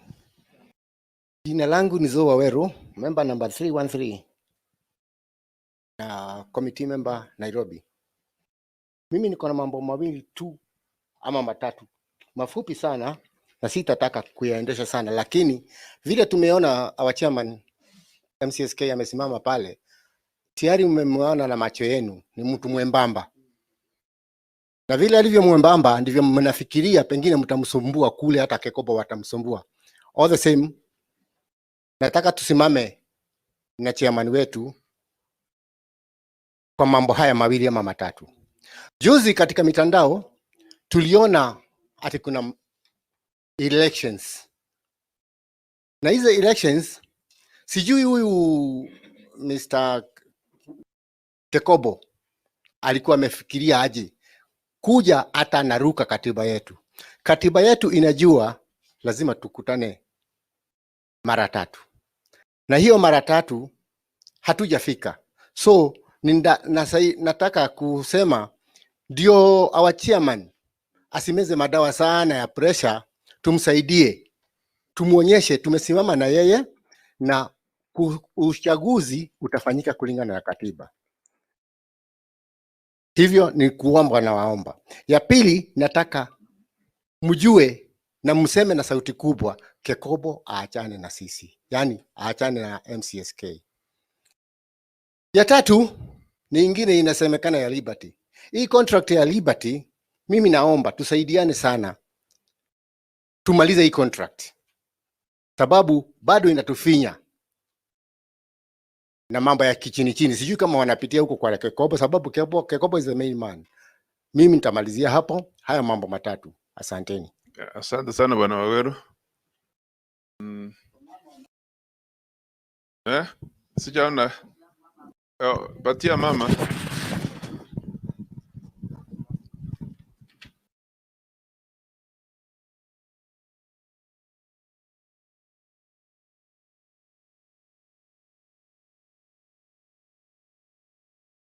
Hello. Habari zenyu kila mtu? Yes, sir. My name is Lydia Kariuki. Official name Lydia Nderitu. Committee member Central Region number 4349. Niko na maswali mawili tu. Moja zote naelekeza kwa Kekobo through our able chairman. First question. Huyu Kekobo ni regulator ama ni manager? Because he's the one managing our funds and regulating our funds. Ningelitaka kujua yake ni gani, because members wanahitaji kujua hilo. Tena kuna swali lingine niko nalo. Time tulikuwa tumenyang'anywa liseni. Hiyo liseni ilikuwa na mpake. Now they did the collection. Hiyo pesa, did we recover that money? And if so, where is that money? And if, yani tuelezewe pahali hiyo pesa iko, cause mpake alicollect hizo pesa. Thank you so very much. God bless you. Asante sana Lydia. Sasa mtu mmoja upande huu, mwingine upande huu, na hapa tumalizie. Kwa sababu naona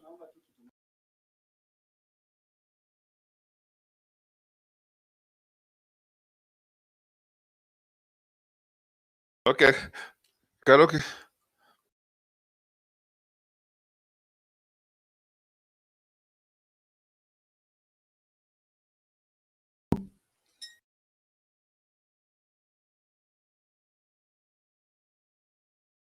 Okay, jina langu ni John Kaloki. The chair, Nairobi Region Committee. Membership number is 1916. One question maybe to the board, watujibu ni hili. Ni kwa nini kumekuwa na decline ama upungufu wa collections since 2014?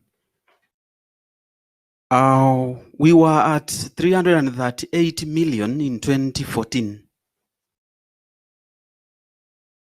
Tukaanza kushuka na tumeshuka na tumeshuka. Tunataka kujua sababu ni hipi?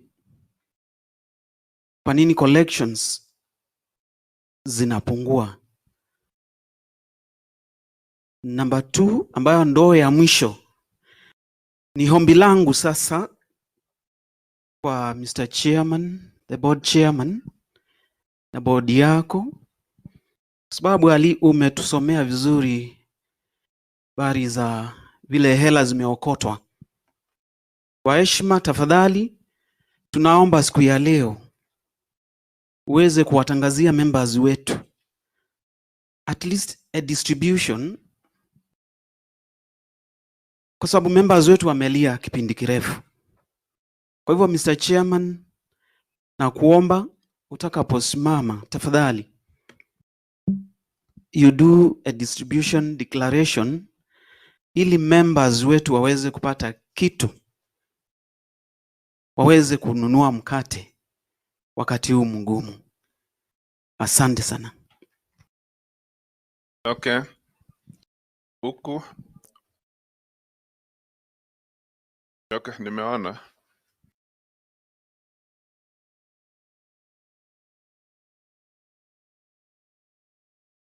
Haleluya. Kwa majina ninaitwa Justus Njeru wa Makumi, number 4361. Ningetaka kusema kitu kimoja, kwamba sheria ni msumeno, hukata mbele na nyuma. As a society, we have our constitution. And inaonekana kwa mara nyingi kwamba regulator wetu anataka tukiuke zile katiba ambazo zinatuguide na zinatuongoza katika society yetu, ambayo ni a private entity. Ninavyojaribu kusema ni kwamba the Kekobo CEO,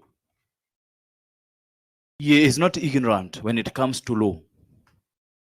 Hivyo hata anapotusukuma kuvunja sheria ambazo ziko in place in our society, anajua atatumia the same constitution kesho kutunyima license ama kutukandamiza.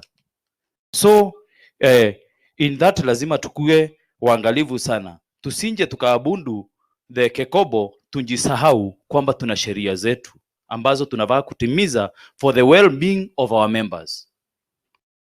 Secondly, ningetaka kuuliza, is what MCSK is going through happening in all CMOs, ama ni MCSK inaonekana kuvinyiliwa na regulator? Ni hayo tu. Thanks, Justus. Tuje katikati hapa.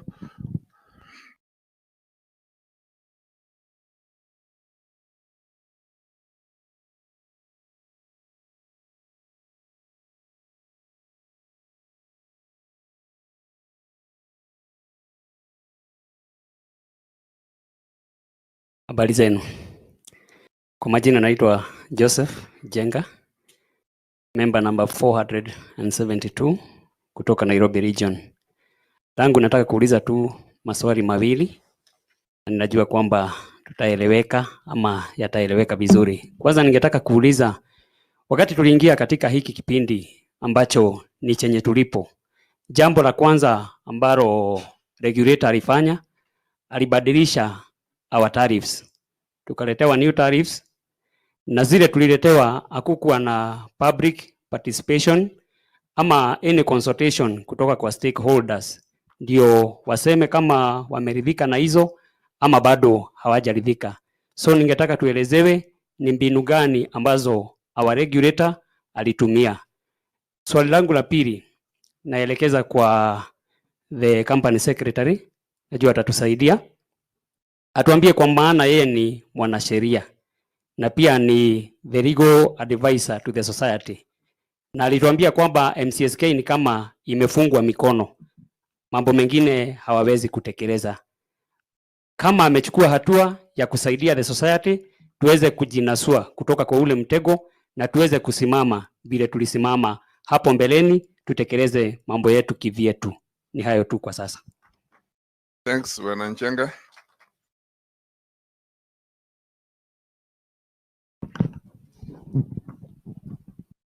Asante sana Bwana CS. Paul Okoth, member 2051.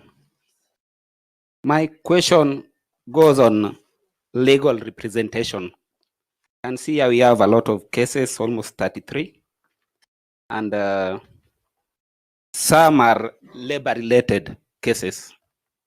And there is another one for legal fees for lawyers. How much is the debt? Maybe we are collecting money as a society that we cannot pay these debts, or we are collecting to pay debts.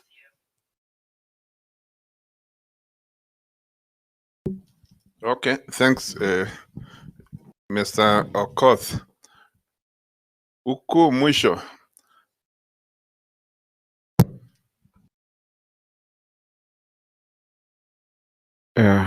Job Ilaesa, member number 4076, regional committee member and secretary Western Region. Ngaja CS umesema kwamba tusirudie ile kitu yenye umesema na kuheshimu ni kwa sababu ya masaa, lakini kuna mambo mengine itabidi tusisitize kwa sababu venye mwenzangu chairman wa Sendol amesema ni kwamba kuna kilio kwa members na lawama zote zinakuja kwa board of directors na committee members ambao hao ndio waliochagua, lakini unapata ya kwamba shida sio sisi, shida ni hiyo ya kuwa micromanage na Kekobo. Mwenzangu ameuliza na ningependa kusisitiza kwamba Kekobo atuambie yeye ni regulator ama yeye alitumwa kumanage MCSK. Jambo la pili, hili nalo natumwa kwa serikali sababu hiyo ndio appointing authority ya Kekobo ama ya huyo Mr. Sigei. Tunataka serikali tuambie inatumia Sigei kutufrustrate kama MCSK ndio serikali ichukue chama chetu ama iko namna gani? Na kama sio hivyo, tungetaka watem Kekobo under Sigei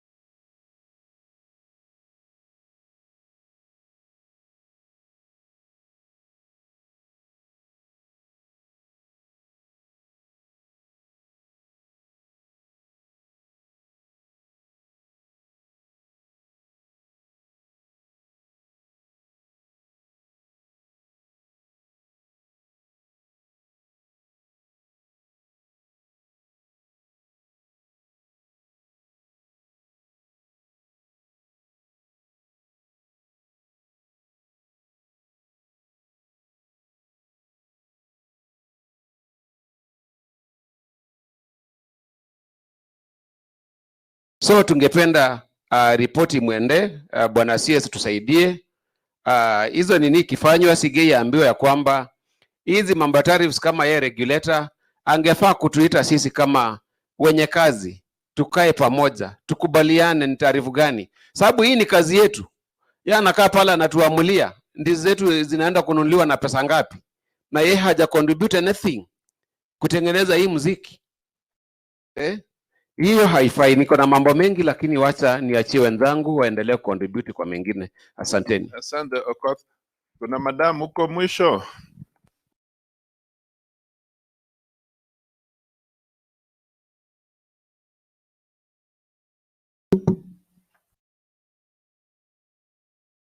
Hamjambo.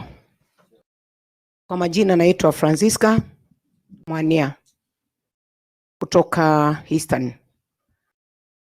Namba ya usanii ni 351. Mimi yangu ni mengi. Hakuna kitu hatujafanya na Sigei. Sijui Sigei ni nani. Unashinda mkisema Sigei ni kama kuhubiri shetani. Kwa sababu ukitaja shetani sana ataona kama ako na maana. Mimi yangu ni kuuliza president, hii kilio chochote tumelia, hajawahi sikia mahali tuko. Sigei ana tofauti na ule mwizi anabeba AK47. Huyo ndio anakimbizana naye, lakini Sigei amemaliza milioni za waimbaji. Na amepewa nafasi na nani? Na niambie chairman, pole sana na board na ule mwingine ambaye anakusaidia na board yako kusukuma hii gurudumu ya shida. Tuko na shida sana, manake hata tukichangia mtu amekufa, sijaona mchango wa Sigei. Kwa hivyo naomba sana waimbaji waendelee kufa tu akidandia mali yao. Mimi yangu kilio changu ni cha president asikie mahali yuko. Na kwa sababu tumezuiwa sana, tukazuiwa kwa njia zozote, tusione president. Yeye anafanya kusikia mwimbaji amekufa. Mara ya mwisho kwa Kamaru, kwa Demethiu, watu wanakufa wengine hawakumbuki, hawajui. Sababu wana say. Nataka kuuliza chairman, na nikiuliza directors, mnaogopa ama ni nini? Ni uoga ama ni nini? Kwa sababu ungewika tuwasaidie. Hata kama ni kufa na corona, tumesha kufa, tumeisha kiroho. Tumebaki kwa imani tu. Na kwa sababu hatuna lolote na hatuna njia na hatuna msaidizi, ndio tuna appeal kwa president. Ajaribu kutusaidia, ajaribu kujua mwimbaji ana shida gani. Na kabla siyamaliza, mambo ni mengi tunaweza zungumza siku ya leo, lakini hatutayasema kwa sababu hayatafanyika. Mtu wa pili ni Liberty. Nani analipwa na Liberty? Anaona pesa ya madharau. Munaona pesa ya madharau, alafu anakata pesa ile anataka kwa ile pesa amekupatia, unabaki patupu. Mimi ningeuliza, how many society of this country, ni ngapi society za country zimeingililiwa kama MCSK na ni mali yetu, uimbaji, utunzi na kila kitu ni yako, na unakuja nyang'anywa? Tuko Kenya gani?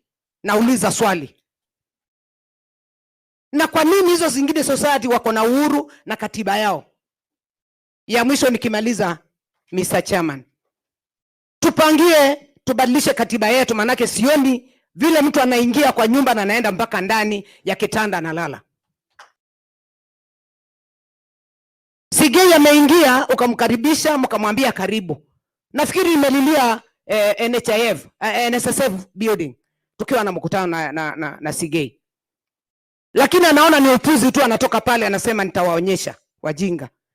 Kwani society yetu ina shida gani?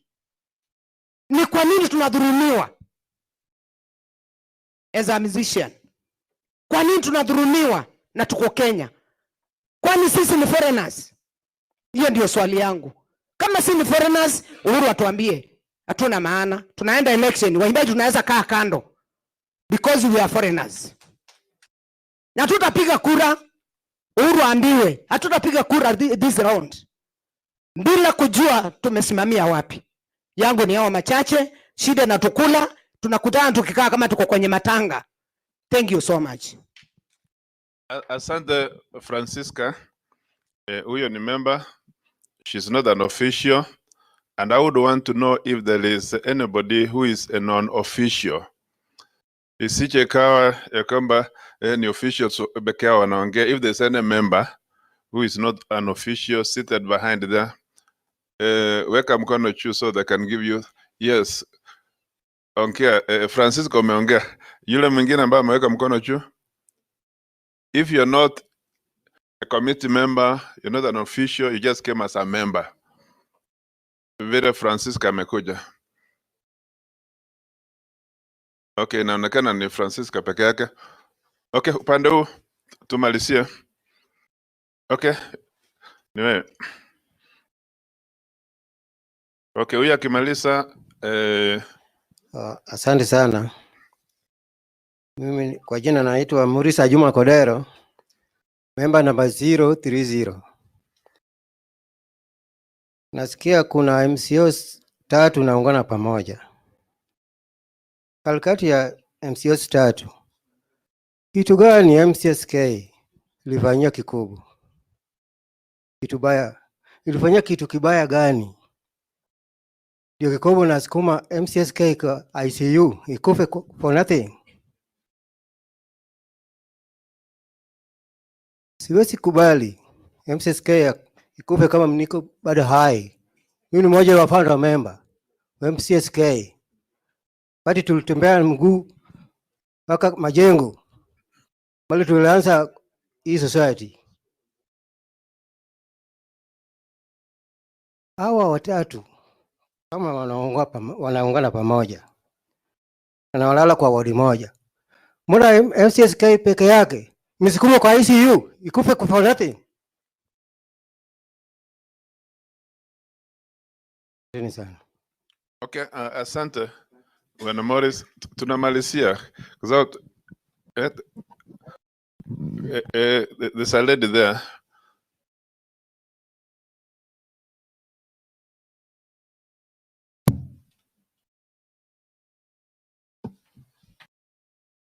Bwana Yesu asifiwe. Kwa majina naitwa Jemima Ndunge. Mimi ni committee member wa Nairobi.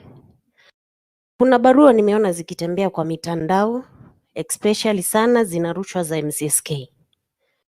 Kuna barua yenye iliandikwa July 1, 2021 about showcase.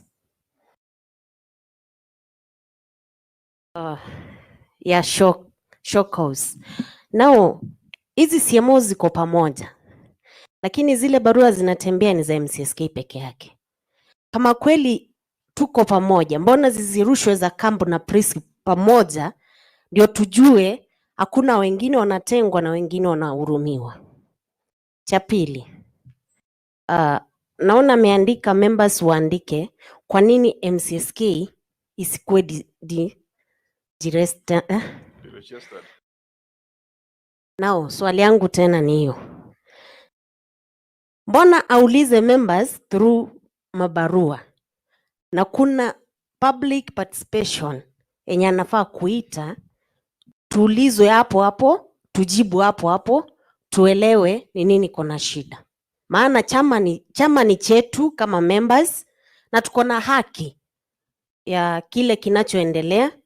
Maana tulichagua bodi kautuwakilishe, lakini kifika ni mambo zingine za kutunyima license. Afai kama kuna director amekosa, afai kunyima chama license kwa sababu ya director. Na kama kuna kitu kimefanyika kibaya, sisi ndio wenye chama. Anafaa tuite public participation, atuelezee shida. Naomba asiturudishe mahali tulikuwa 2016 and 2018. Ni kwa hayo tu. Mr. Sigei, kama unasikiza, hii ni ombi langu. Asante. Asante sana Madam Jemima. Ni nani yule? Si ulikuwa umeongea? Wapi yu mzee? Yes, age comes with wisdom. Wacha mzee atupatie wisdom.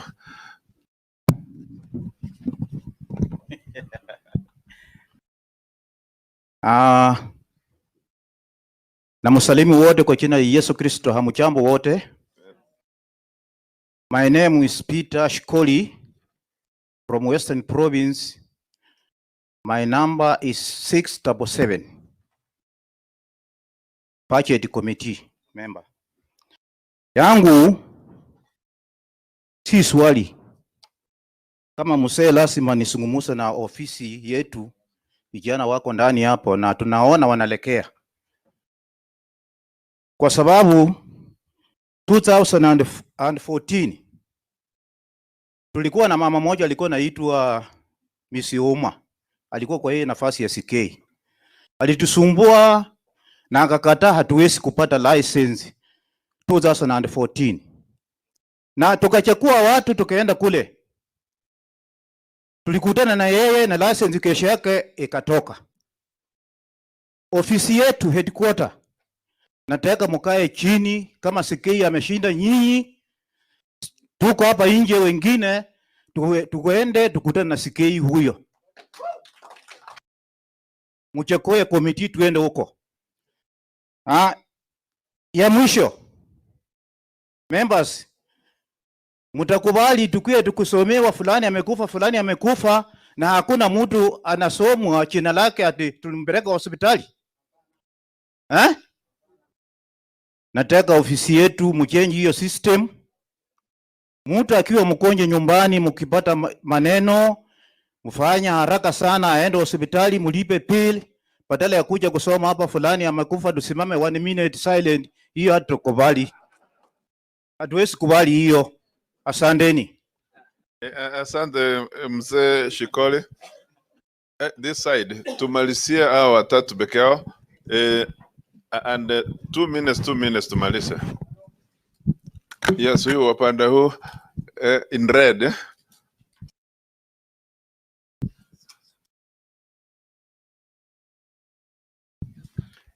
My name is John Baker, committee member, Eastern Region, member number 3914. According to Chairman's report, I noticed that MCSK iko na cases 36. And nilikuwa nauliza hivi, court cases zinakuanga draining sana, na kuna vile mnaweza kuwa as a society tuna collect pesa na zote tu zinaenda na lawyers kwa cases. Kuna vile as a society tunaweza fanya ikuwa hatuna cases nyingi sana kwa koti. Hizo cases sipungue tafadhali. Hizo cases ni nyingi sana na pesa zetu tutakuwa tuna collect na nyingi zinaishia tu kwa koti. Thank you. Okay, thanks a lot. The one in the middle. And finally, the one on the extreme left. Hamjambo. Majina yangu ni Nelson Gathi, member number 497. Swali langu lilikuwa ni kwako CS, bwana CS. Wakati CK anawekea tricks hii board yetu, kuna mitego mingi sana huwa anatuwekea, na board saa zingine huwa naona wananaswa tu na mitego ya huyu bwana CK. Wewe hasa huwa hapo kuangalia na kuwasaidia wasinaswe na mitego yao, ama huwaje wanapatwa tu?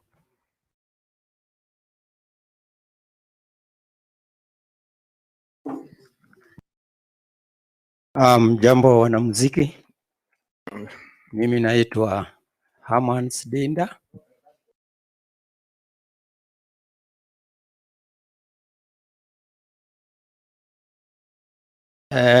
Mimi ni member number 197 toka Nyanza.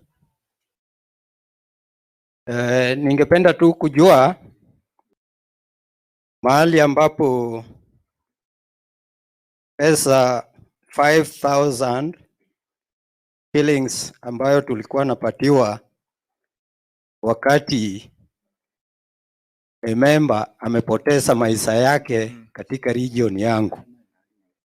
Hii pesa ilienda wapi? Kwa sababu mwanzo tulikuwa napatiwa hii pesa. Hii pesa ilienda wapi? Mimi nataka nijue mahali ambapo hii pesa ilienda hapo. Na hii inafanya sisi kusumbua director wetu kila mara akiwa member amekufa. Na yeye pia hana majibu kwa sababu pengine the authority inaweza kusema. Asanteni. Asante sana. I believe kila region imeongea au mwakilizi wake ameongea, ichapokuwa nimejulishwa ni Eastern peke yake ndiye mwakilishi acha ongea. Kama kuna mtu yeyote kutoka Eastern, ni nani?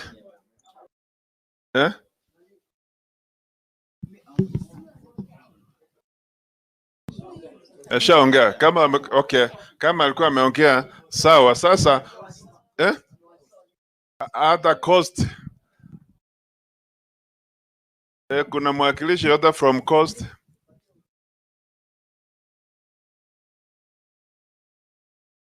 Oh, huyo ndiye alikuwa amepakia kutoka coast Eastern. Okay. Na coast? Lakini ya kuomba nafasi aongee. Okay, utakuwa wa mwisho. Okay, Bwana Yesu asifiwe.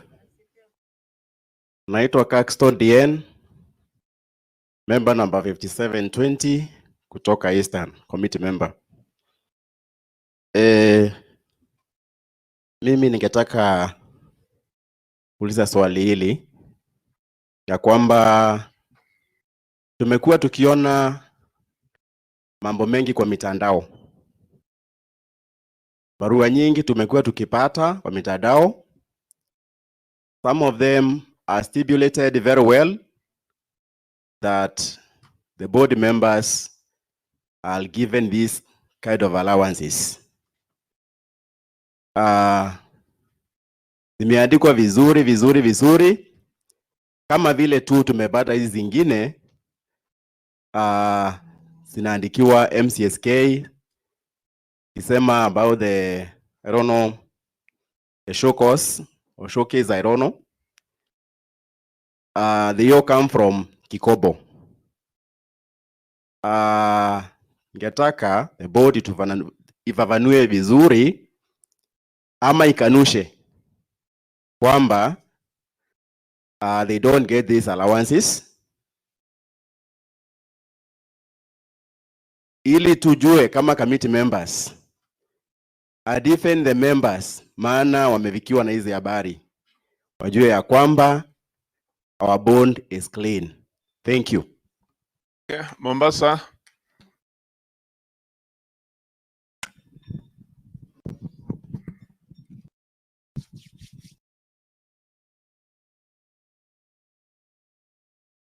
Yes, habari zenu. Asanteni tena. Mimi langu ni moja tu ama mawili kwa sababu yote yameshaongelewa. I'm Elizabeth Nyambu from Coast Budget Committee. Namuuliza Sigei ama kumuomba aache kugonganisha bodi na kamati. Hiyo ni kwanza. La pili, namuuliza tena ama kumuomba Sigei asigonganishe members na wanakamati pamoja na board. Kwa sababu, okay, I've come to realize that he's using members outside there to fight the board. Same time, committee members. Hayo tu, at least aache huru, manake mengi yameshaongelewa na asingetamani tena kurudi kule nyuma. Aachilie wanamuziki, aachilie fedha, aachilie kila kitu cha wanamuziki.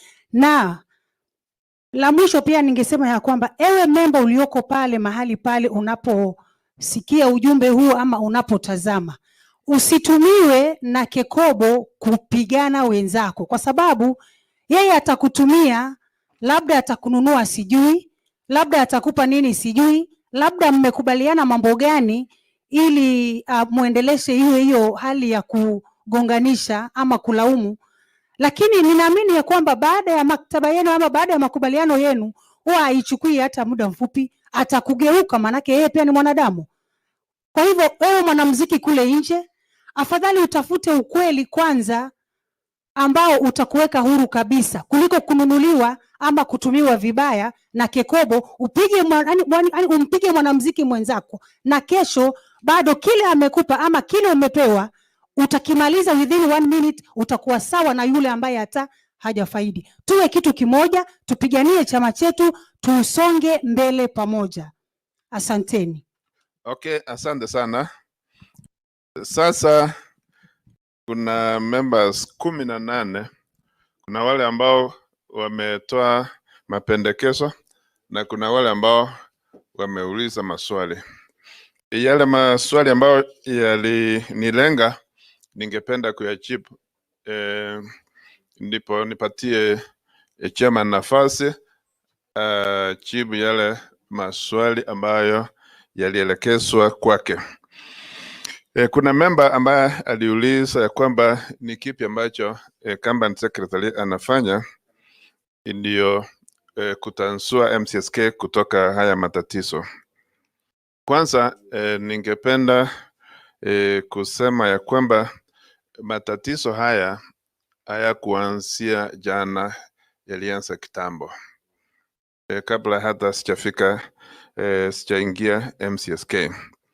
Yalianzia na improper amendment of the Copyright Act, giving Kekobo certain powers which are beyond the powers that are supposed to be bestowed on a regulator. And that's why you are asking that there is a contradiction between the activities of Kekobo as a regulator and Kekobo playing a management role. That emanates from the Act, and that's why the Act requires to be amended. I have had consultation with Kekobo, the CEO, quite some time back. I talked to him about the amendment. Ngambia, he Copyright Act is unconstitutional because it has taken away the property of MCSK. And the owners have been denied the right to administer their own property. Ni kama una shamba lako na upate mtu ambaye anakuambia uwezi lima hili shamba lako mpaka nikupatie license.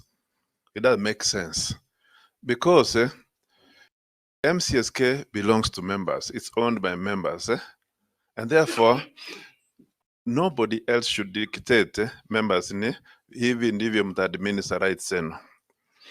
That's one problem that I have seen, which requires to be resolved.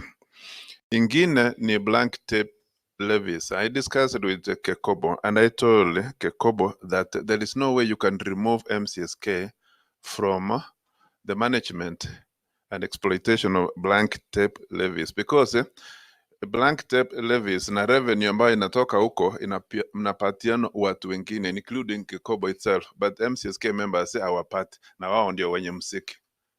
Sasa ukikataa wenye muziki, zile pesa ambazo zinatokana na hii steps zinakuwa imported, zinakuwa empty, zinakuwa blank, na unapatiana performance. Hakutakuwa na performance bila muziki. Hakutakuwa na producer bila wanamuziki. Kwa hivyo wanamuziki wanakuja namba moja. Inchi za ng'ambo, blank tape levies, music composers wanapata 60%. Hao wengine wanashare hizo zingine 40%. Lakini hapa Kenya ni kama hakuna kitu. Hiyo sio sheria. Na akaniambia ya kwamba hayo yalikuwa ni makosa, sheria itarekebishwa, lakini haijarekebishwa. Tunaendelea kuongea na wahusika globally kama Aripo, World Intellectual Property Organization, CISAC, and even government officials ndio waelewe ya kwamba the creative industry in Kenya imechukuliwa na wakora, the cartels, and it must be brought back to normal. That's why it's important that the music composers meet the president, because apparently the president could be given wrong information. For instance, it could have been given the wrong information ya kwamba the 100 million ambazo walipeana you were given na silipotelea katikati, wakora wengine wakachukua. That's why the Senate is investigating to know where the money went, and the money zilikuwa zinatakiwa kupewa wasanii. Sijui kama ni wangapi walipatiwa miongoni mwa MCSK members. Tatizo lingine ambalo nimeona ni kwamba we are divided. Sometimes you go to discuss a particular issue with a government official, unapata some members wengine wanaenda wanapatiana wrong information. So kuna wale ambao wanasimamia upande wa MCSK na kuna wale wengine wanafikiria ya kwamba MCSK ikuwa disbanded, yao italetwa na watakuwa officials. Hiyo tamaa ya uongozi itaua the creative industry. So my advice, pendekezo langu ni kwamba tusimame imara. Tuache tamaa ya kuchimbana. Watu wengine wanaenda kwa ministry wanasema hawa wamekula pesa, udanganyifu mwingi, ndio wengine wanakana wabaya. Tukisimama imara na turekebishe the Copyright Act, turekebishe katiba yetu, tutakuwa imara. Hiyo ndio ndawambia. Kitu kingine ambacho lazima kifanywe ni kwamba under the Copyright Act, tariffs zinatakiwa kuwekwa na wenyewe. Kama wewe ndio unauza ng'ombe, huwezi kuambiwa na mtu mwingine ya kwamba huyo ng'ombe nitanunua kwa bei hii. That's not the market economy. That's not the way the market economy functions. Wewe ndio mwenye mali, ndio mwenye property. Unasema hii property yangu bei ni hii. Na sheria ikasema tusiposikisana na wale ambao wanataka kutumia misiki, kuna tribunal under the Copyright Act inakuwa neutral, ndio inatakiwa kufix tariffs. Lakini hapa Kenya ni Kekobo na minister. Sasa minister ataelewa juu ya tariffs vipi? Ndio sababu the minister for ICT akasema punguza. The cost of living inaendelea kwenda juu. Kuna bidhaa ambavyo bei yao inaendelea kwenda chini au inaenda juu. The cost of living, inflation inapandisha bei ya kila kitu. Na nilikuwa natarajia kwamba tariffs iende juu, lakini zilipunguzwa. Na serikali yenyewe under the Kenya Information and Communications Act ilisema ya kwamba hakuna broadcasting organization itapatiwa license ambayo haijatimiza jukumu lake la intellectual property. Lakini unapata broadcasting organizations hawajalipa MCSK.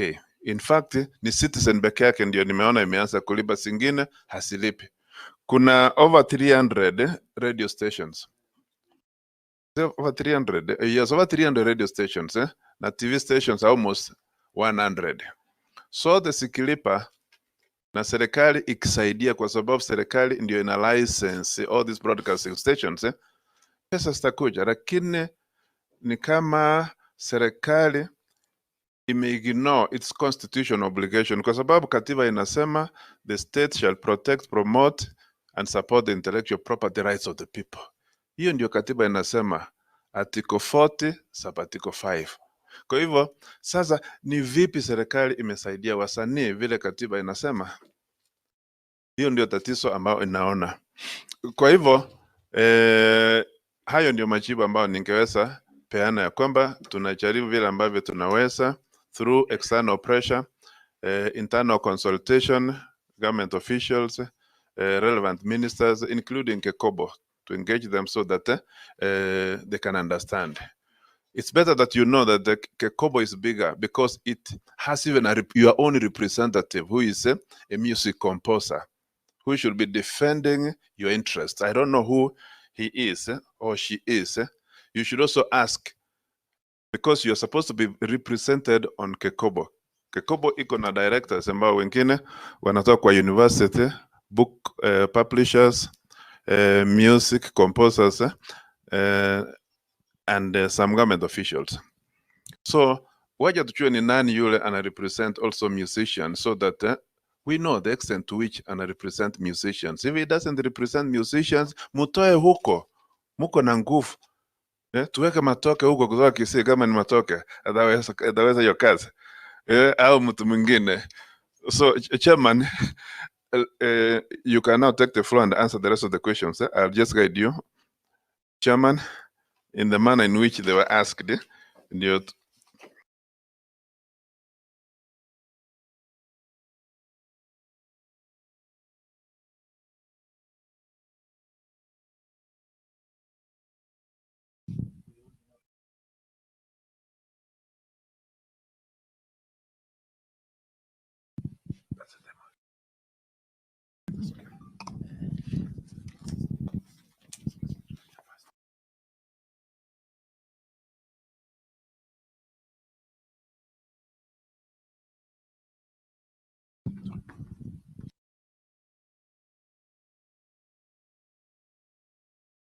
Okay.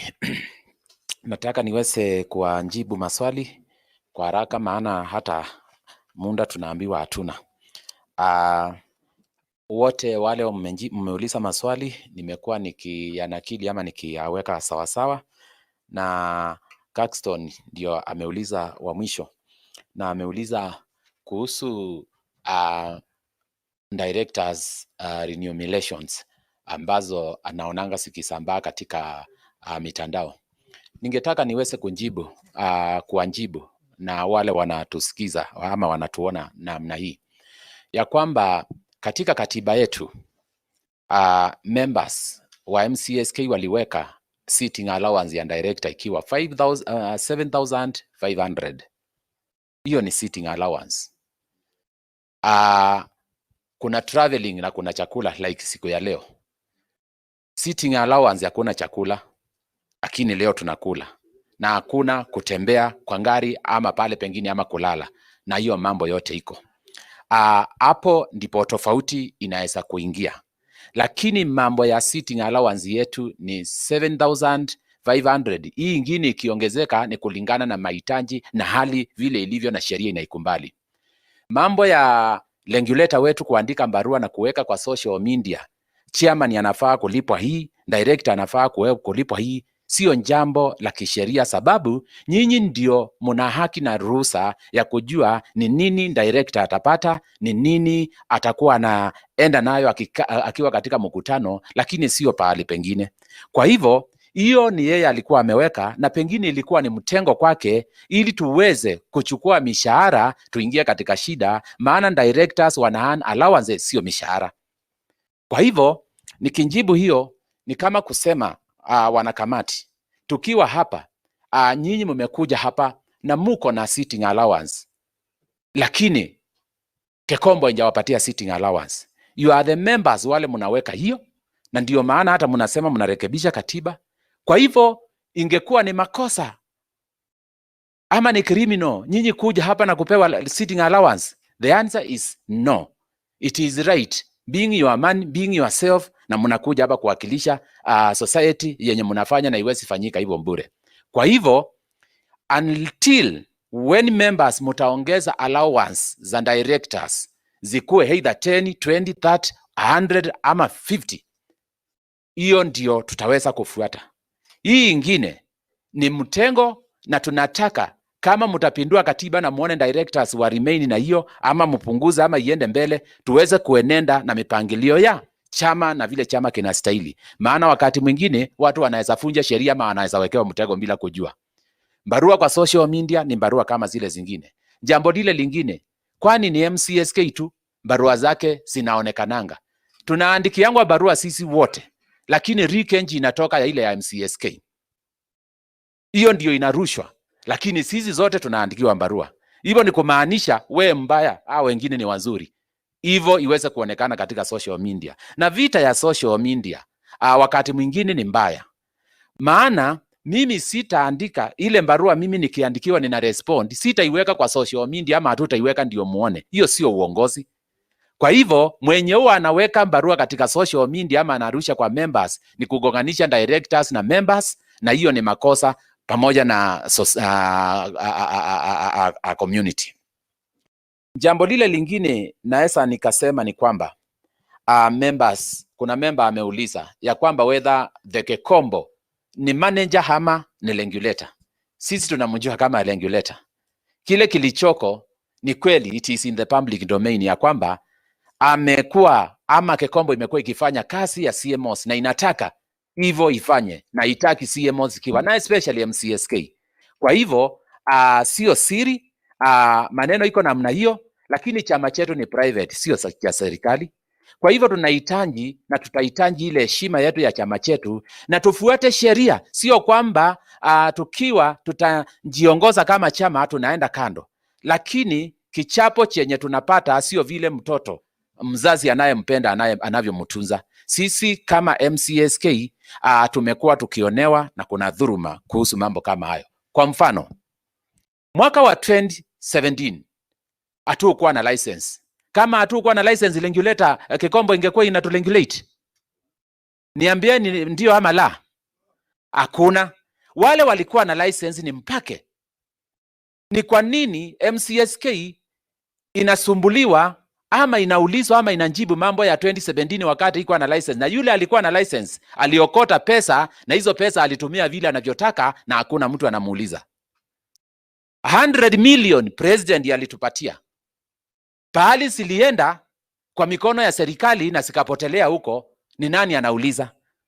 Kwa hivyo unaona, sisi wale ambao tunaongoza wasanii na kunako pesa mingi, na especially kwa skiza, na especially wakati huu skiza ilitanjwa parliament, maneno yaliamuka. Maana hapo ndipo watakangi members wakipata pesa, maana pesa ziko hapo, haziko pahali hapa pengine. Kwa hivyo lazima tuchafuliwe, tuonekane wambaya na tusiwe watu wa coexist.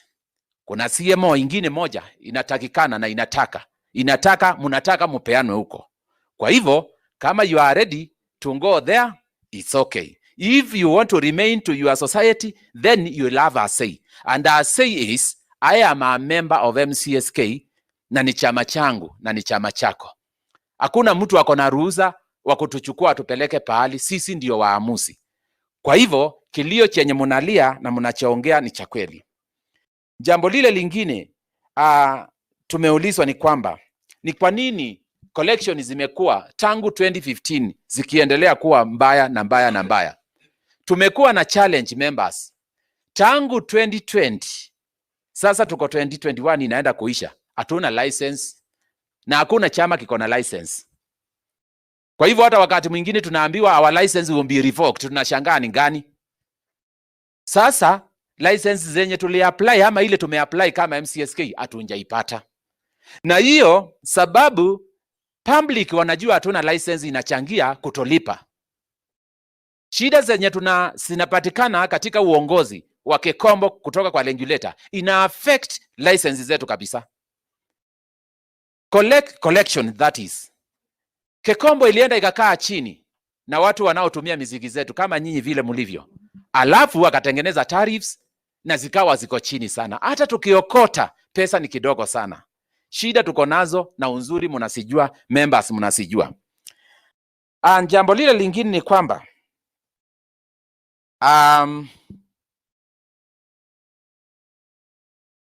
pahali ambako tumefikia sasa kama society, mimi ningetaka niseme hivi, maana mumeuliza.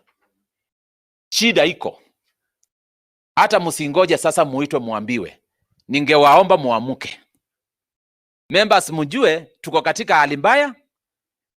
Amutakikani, chama chenu kinataka kumalizwa. Sasa lazima tuamuke, tutetee chama chetu kwa hali na mali. Msingoje pirimbi. Sasa ni sisi tulinde mali yetu na tuhakikishe ya kwamba mambo yetu iko sawa sawa.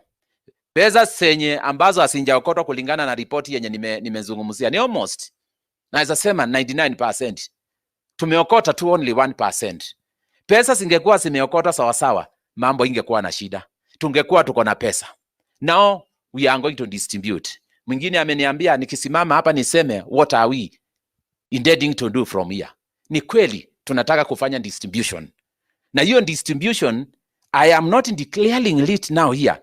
Tuliitangaza njusi. Tukiwa tumeketi vyama vitatu. Sisi na camp na MCSK ambao tuko na joint collection. Tunataka kulipa pesa. Na sisi kama MCSK tunaanza kulipa kesho. Tunataka kulipa members wetu kesho. Na members wetu pahali popote munatuona na munatusikiza ni kwamba tunataka kuwalipa kesho, na tutawalipa pesa zenu zile tumeokota na ile shida tumepitia yote. Tutawapatia hata kama ni nini. Lakini maana Mungu ametusaidia, chenye kiko ndicho tutawaambia ni hiki, na kiko kwa makaratasi yetu na kiko kwa akaunti yetu.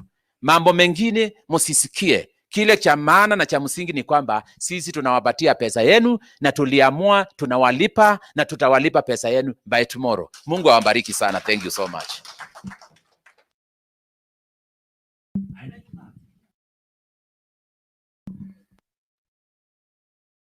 Na mmempigia chairman wetu makofi ya kukonda sana. Hebu makofi ya nguvu kidogo. Haya, nafikiri mengi yamesemwa, muda unazidi kuenda mbele. Nina jukumu la kuita sasa tupawe ripoti ya finance, na pia nitagaidiwa na CS, bwana CS. Tunaingia sasa kwenye agenda ya financial statement.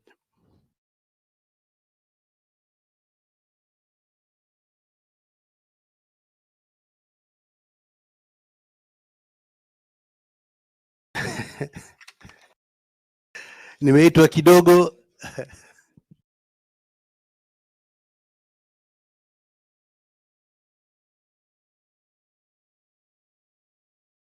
Haya, bwana CS ameniteremshia mamlaka yake kidogo hapa. Sema nipate kwanza proposal, manake statement iko katika ninio zenu, financial statement.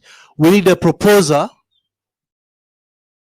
and a seconder for the same. Okay, someone is I hope you've seen that hand up there.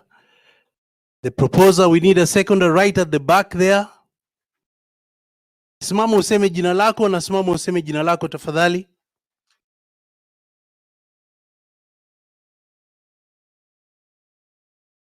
Okay, majina umeyapata? Kwa majina ni Edward Matoke. Proposer. Member number 773. I stand to propose for the adoption of the annual report and financial statement for the year ended 30th June 2020. Asante.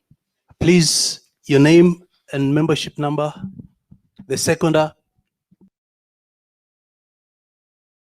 Kuna mtu alikuwa amesimama hapo.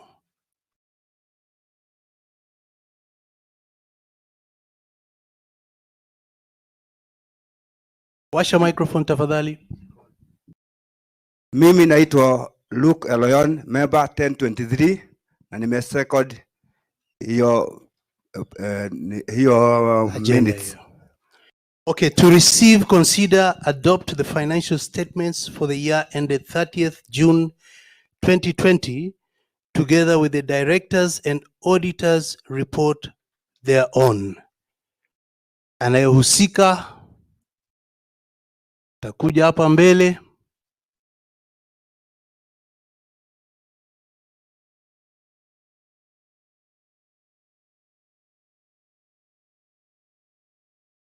Karibu sana. Ile microphone nyingine iko wapi?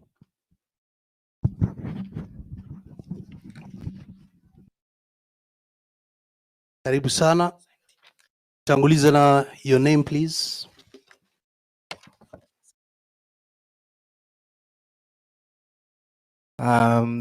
Mr. Chairman, the directors, company secretary, distinguished members, majina yangu naitwa George Itoti Ang'ang'a. The auditors wenye walikuwa huu mwaka wa wa July 2019 to June 2020, na ninatoka Creston KM and Company LLP. We have since changed our name from Creston KM. Now we are a limited liability partnership, and our network also has grown. We are celebrating 50 years since Creston network was established. So, and we are happy na asanteni for having us this afternoon. So myself, I only take very few moments as your auditor, and what I will do is I'll just highlight the comprehensive income from, I believe we all have the financial statements that were shared. So, and then we'll look at the balance sheet to own assets and liabilities. And then I'll conclude by now reading and highlighting the auditor's report. So I'll start from the annual report and financial statements, pages 5. Most of these items zimetajwa na Mr. Chairman na members umeuliza. Kwa hivyo mimi I will only highlight the main ones. Gross income has grown from 2019 to 2020 from 112 million to 174 million. Yes. No, kuna hii financial statements that was shared. Pages 5 iko huku juu. Utaona hapo kwa umepata? Haya. Okay. Haya, thank you for that. So that is page 5. Page iko pale juu, hii inaitwa statement of comprehensive income. Hii statement inaonyesha income na inaonyesha expenditures za MCSK kwa huo mwaka wa 2019 to June 2020. Gross income grew from 112 million to 174 million. Direct costs has reduced from 8.5 to 7.1 million. Board and member expenses grew from 9.6 to 27 million. So this, it's important to say, kulikuwa na for 2018 and 2019, there were arrears and gratuity, all those stating allowances and so on. All those were paid in 2020. It was not possible to pay in 2018 and 2019. Staff costs have increased from 64 million to 71 million. The main reason is for the agents. When you walikuwa kwa field, most of them were confirmed as staff. And therefore, that's why you find this growing from 64 million to 74 million. Administrative cost has reduced kutoka 101 million to 32 million. Hii reduce kwa sababu kuna kitu tunaita loss on provision. Huo mwaka wa 2018 na 2019, MCSK ilikuwa na watu ilikuwa ina expect walete pesa. Lakini kwa kukosa license, hiyo haikuwezekana. Na ikiwa haiwezekani, hiyo ni loss kwa kampuni. And that's why you find 2019, this was very huge at 101 million. It may reduce to 32 million. Finance costs ziko tu hapo 1 million to 1.4 million. So total expenses have reduced from 185 million to 139 million. Surplus, tukitoa all the expenditures, surplus ni ile pesa sasa iliingia, kulikuwa na 34 million. Mwaka wa 2019, it was a huge loss of 72 million. Local distribution, hii ni yenye pesa ililipwa 2019, ilikuwa 43 million. Foreign distribution ilikuwa 8.1 million. Sasa iko 19 million and 10.7 million respectively. Therefore, at the end of the day, there was a surplus in 2020 of 4.6 million from a deficit of 124 million. Then there were gain from other incomes. Kuna gari ziliuzwa za 3.8 million in 2019. Then kuna less transfer to socio-cultural in 2020. And then the surplus, there was a surplus from a huge deficit of 124 million to the surplus of 875,000. Tukitoka hapo tuende sasa kwa balance sheet, the next page, page 6. Balance sheet, nita invite maswali immediately I'm done. Statement of financial position, hii ni balance sheet inaonyesha the assets na zile liabilities mko nazo. Non-current assets ziko 10.4 million. Then we have current assets, trade receivables 2.6 million, deposits 2.8 million, cash and bank balances imeongezeka from 2.9 million to 10.5 million. Total assets have gone down from 60 million to 26 million. Equity and liabilities have also gone down slightly from 193 million deficit to 192 million deficit. Then we have current liabilities have grown from 150 million to 177 million. Then royalties payable have reduced from 102 million to 41 million. This is after that was paid. Then after presenting the statement of comprehensive income and the financial position, income na balance sheet, I would like us to look at now the auditor's opinion, the auditor's report, which I will highlight before I read the opinion. Na iko pages 4A and 4B. Kwa hiyo account mtaona auditor's report. For accounts 4A and 4B. And kwanza tuangalie 4B so that tujue responsibilities za auditor ni gani na auditor hufanya kazi gani ili hizi financial statements apeane the report that the auditor gives. We are saying here that our objectives, number one, is to obtain a reasonable assurance. Na hii reasonable assurance is defined as a high level of assurance, but it's not a guarantee that an audit conducted in accordance with these ISAs will detect material misstatement when they exist. However, we perform the following procedures. Number one, we identify and assess the risks of material misstatement. Tunaangalia makosa kwa venye the directors are performed, and we check this whether due to fraud or error. And then tunapata evidence whether things are being done in accordance to the way they are supposed to be done. Then we also obtain an understanding of internal control. Kwa hivyo hata ile members muna raise the political environment, the financial environment, the risks. So your main risk here is the political environment. Your politics, your main concern. Then we also conclude on the management use of going concern. Going concern ni kama hope. Kuna hope. As auditors, we look at hope for the next 12 months.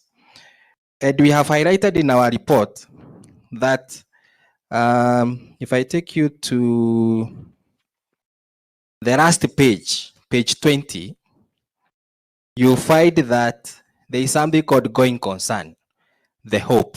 And the directors are the ones that are required to assess the hope of the society. Then the auditor comes in to check whether this is realistic. And we are saying that kampuni iko na madeni mingi kuliko venye imeokota pesa, but the board has plans. You see all those bullet points from number 1 to point number 8. And the main one, as the chairman also concluded, is on the licensing by the regulator. And they are working to restore and obtaining the operating license by the regulator. And then they are also following up on bullet number 2, the strategy of partnership with CMOs through Kekobo and NTSA, in which MCSK offices or mobile offices will be merged so that this will greatly reduce the costs of operations and at the same time raising revenues from the transport sector. So from there, our report is not modified. The company, there is hope for that year, up to that year, the June 2021, and for the next 1 year. And therefore, the auditor's opinion is we have audited the accompanying financial statements of Music Copyright Society of Kenya, set out on pages 5 to 20, which comprise the statement of financial position as at 30th June 2020. And in our opinion, the financial statements give true and fair view of the company affairs as at 30th June. However, we have what we call emphasis of matter. When we give that opinion, we also drew attention to note 21, yenye tumeangalia the last page, and we are saying the company current liabilities exceed current assets by 202 million, and at the same time, accumulated losses as at 30th June were 195 million. These events or conditions indicate that a material uncertainty exists that may cast a significant doubt on the company's ability to continue as a going concern. However, our report is not modified in that respect. So I'd like to conclude at that point and invite any questions, clarifications, or concerns.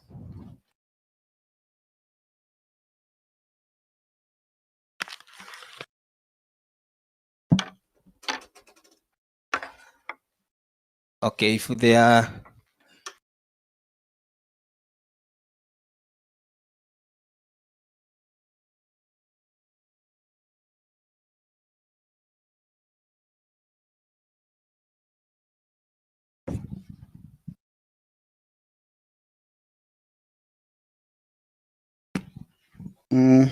Nitauliza tu mbili. Ya kwanza ni kwa upande wa current assets. Ukiangalia 2019 na 2020, it really reduced from 60 million to 2026. I wish you give reasons why. Is it through maybe depreciation or what? Number two, this is emphasis of matters, liabilities and exceeds current assets. You said there's material uncertainties. Can you be able to identify some of those materials uncertainties? Thank you. Okay, asante. I will start with the second question. Material uncertainty. When we say we identify material uncertainty, number one is that now political environment where the regulator is not able, hawapei license. So ikiwa hamuna license, hiyo inaitwa kuna hope muta exist. And the good thing is the chairman has tabled measures which the auditors we also look at. Tunawauliza as a board. Sisi as auditors tunaona hakuna hope. Nyinyi munaona aje? Then they indicate. Na mkiangalia note 21, the last page, wamesema number one, they are following up strategies they laid out in 2020 but were suspended because of COVID-19. Number two, they are reducing operating costs. Number three, they are enforcing broadcasters that have not been paying to pay. Then they are also negotiating a partnership with the police from January 2021, which will considerably help compliance with licensing. The report is for 2021. So when you have now that, is now we see they show there is hope, and that's why tumeweka emphasis. Tunaweka emphasis wakati, but that does not mean we have given a bad report. We are just emphasizing on that material uncertainty. And then the second question, on trade and other receivables. Number one, you will note current assets. The only aspect that has increased is the bank. The bank has increased from 2.9 million to 10.5 million because there is that fixed deposit kwa ABC Bank of 6.9 million. Receivables have reduced. You know, the good thing is when you have current assets reducing, is important because it means you are correcting. And this you will find, if you go to page 18, you find KPM receivables that the society was able to correct from 43 million to 2 million. And that's why that has reduced. But you find overall, except deposits, those who are really not affected, but trade receivables because wame correct.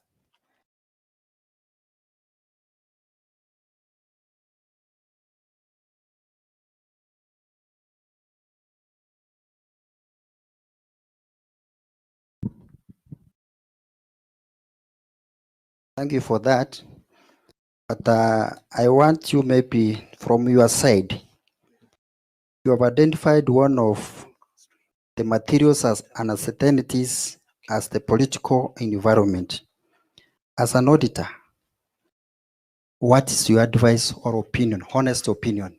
Number two, have you tried to write to the board pinpointing that this is what I've seen and I wish you maybe to do this in order to come out? Because if you do that, maybe they can sit somewhere for people to see that even he has identified a problem that is affecting the society. We can use it somewhere, either in court or somewhere, that even the auditors pinpointed some of the problems that we encounter. Maybe you can come up. Okay, thank you for that. So yes, we do write to the board, and when we are also presenting our reports, and there we have elaborated discussions, and we also give our recommendations. But the political environment, the only people would help is the chairman, as he said. It's yourselves, members. That is our honest opinion. You need, and also the CS, company secretary, have said, nani wenu wako huko kwa kekobo. You need to fight. That is the only war muko naye. Pesa yenu haijatumiwa vibaya, ni hiyo politics, which you need, as the chairman has said, you need to have strength, muscle to fight it. And that's all. I think I'll conclude on that. Okay, can see one more question? And I'm being pressed for time. I'm told nakubushwa masaa.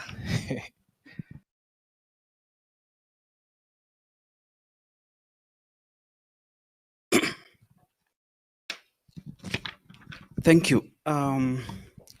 Please, Mr. Auditor, my name is John Kaloki, member number 1916. Please make me understand, or maybe on behalf of other members, what do you mean by, or rather, what is the meaning of direct costs? Two, what's the difference between administration costs, staff costs? Yeah, those two, please. Okay, thank you, Bwana John.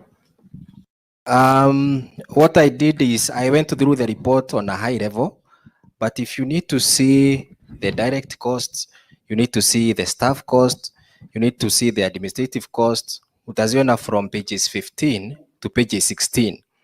However, direct costs ni zile costs, as the name suggests, on a layman's view.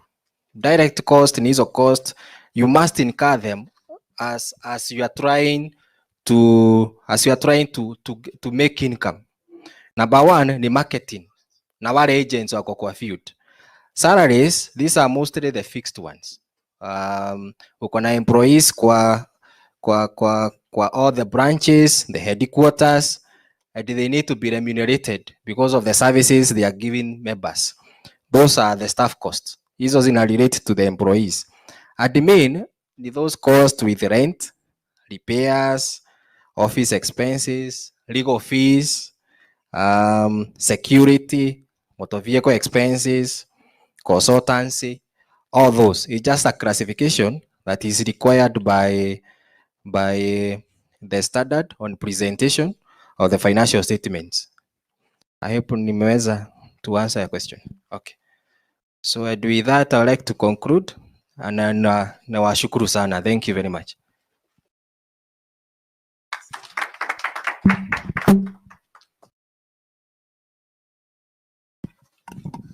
Asante sana. Mahesabu mengi sana hayo. We move on to Agenda number 7, to reappoint Creston KM Company auditors are the auditors of the company in accordance with the Companies Act 2015 and authorize the board to fix their remuneration for the following year. Hiyo ndio agenda ambayo iko kwamba tuangalie kuajiri tena Creston KM Company kulingana na mujibu wa sheria Companies Act 2015 na tuipe bodi ruhusa ya kuweka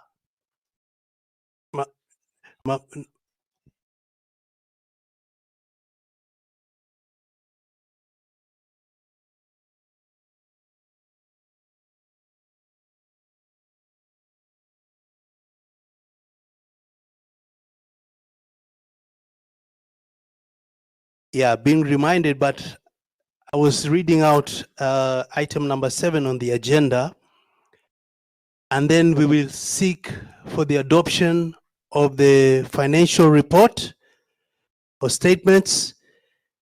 Moving to agenda number 7, we will need a proposer and seconder. Kwa hivyo tunataka adopt hii ripoti tuliopewa saa hizi kuhusu mambo ya hazina yetu, pesa yetu. We need a proposer, seconder for the adoption. Haya, hapa kuna mtu mbele hapa. Seconder.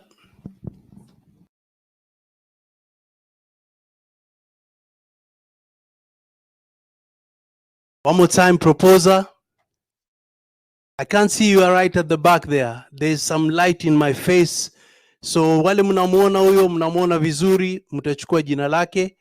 And then we need a seconder right at the back. I think that is the lady who spoke passionately out here. Umeona?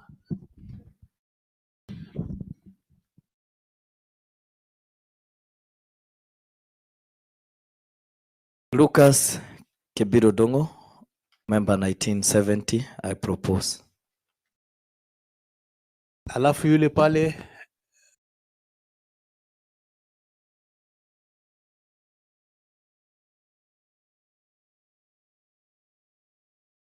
Francisca Mwania, I second. Asante sana. So that is done. We are done with item number 6 on the agenda. Tunaenda kwa number 7, nitaisoma tena. To reappoint Creston KM Company auditors, not advocates, sorry, as the auditors of the company in accordance with the Companies Act 2015 and authorize the board to fix their remuneration for the following year. Natafuta proposer.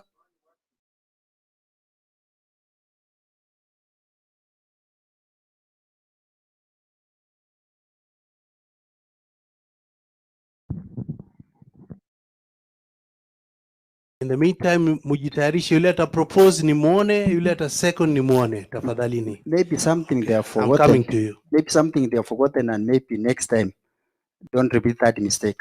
You haven't shown your desire to continue serving us. I haven't read it here in the report. I haven't seen it. Maybe you can show me later. Okay, Bwana Auditor sema the desire to continue offering their services to MCSK is right in the report. Yeah, page 2, he says. So you can check for yourself. Proposer for this next agenda at the back pale.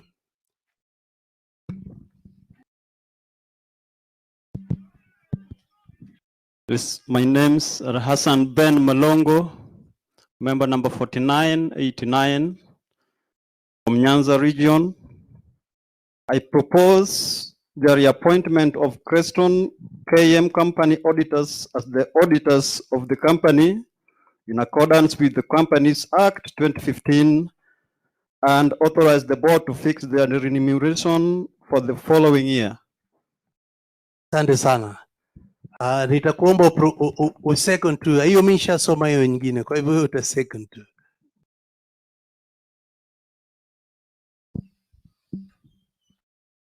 I, Boaz Otino Miruka, member from Nyanza 38, I seconded. Asante sana. So, Bwana CS, tafadhali.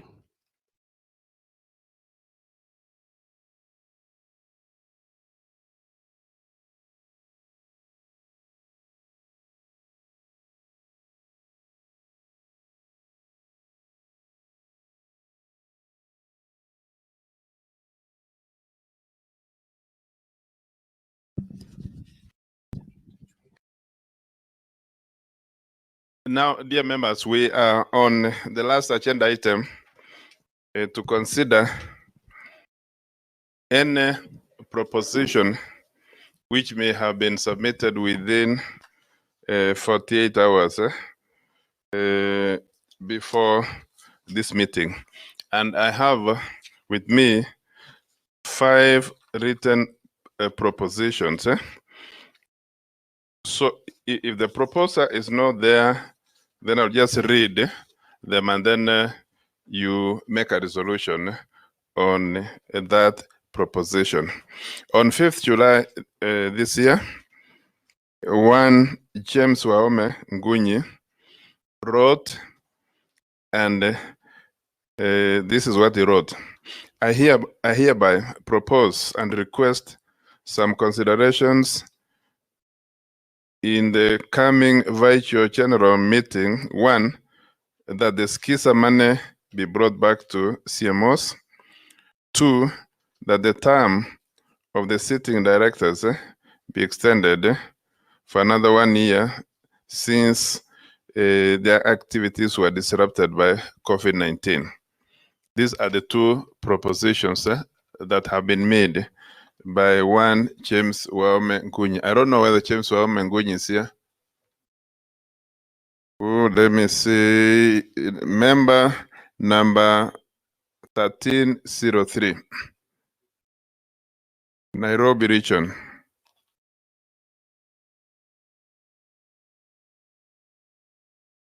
Is he known to MCSK? Okay. Then do we adopt these resolutions the way, no, these propositions and convert them into the resolutions of the HM? I need a proposer and a second. There is somebody at the back. Mpatie mic. Na mwingine ni yule at the back as well.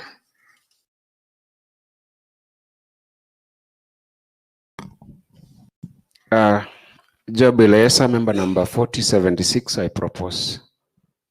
So there is a proposer, a seconder.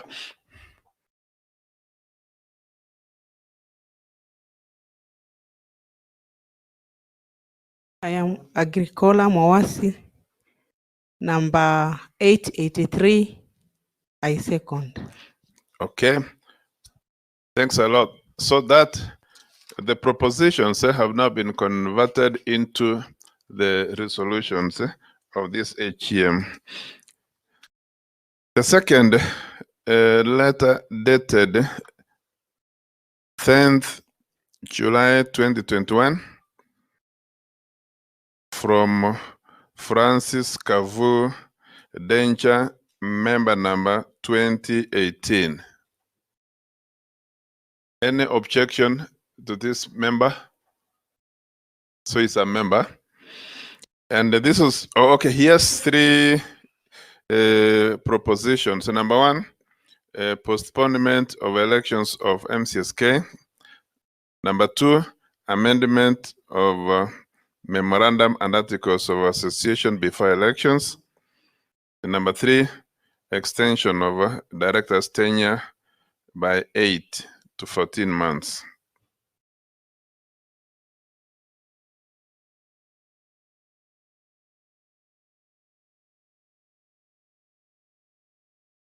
Those are the propositions he has given in a summary.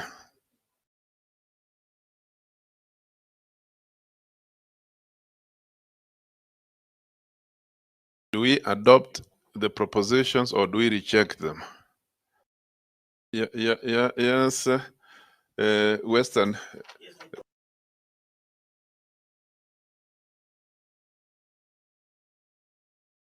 Okay, proposed. Yes. Boss Miruka. Yes, seconded. So these are translated into the resolutions of this AGM. Okay, another one is from Nixon Kasembeni Watika, PPOX 37 Chwele, member number 2284. And he wrote his letter on 12th of this month. And this is what the letter says. Extension of tenure of directors. Reference is made to the above as per the memorandum and articles of association. I would like the above proposal to be included as agenda on 15th July 2021 at the AGM. Due to COVID-19 pandemic, I'm proposing the extension for 6 months so that they can finalize their dues. So members, as you can see, there are varying durations that are proposed. So I would want us to harmonize. There are those ones who are saying 6 months, 12, others 14. Yeah?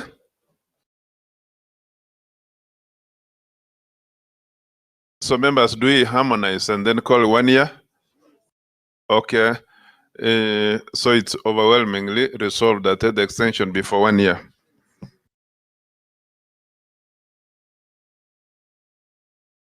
Okay, another one is Joseph Waweru Ichia, member number 706. His letter is dated 2nd July 2021. And he's saying, I am a senior member number 706 requesting you to postpone the director's elections, which are due to be held on October. Please, I request you to add not less than 6 months. We have already resolved on this. So this is adopted with an adjustment to 1 year. The last one is from Nancy Indias. I don't know whether she's here. So Nancy is making the following proposals, some of which we have dealt with. One, amendment of MCSK 3 million Kenya shillings to be allocated for this exercise. Number two, after the presidential decree that Music Copyright Society of Kenya be removed from the HE's chambers, where Kekobo resides, should want to know where we fit. Then number three, the roles of CMOs and Kekobo to be defined. Then number four, royalty payment and the reason for not distributing. And number five, separation of joint account of the 3 CMOs.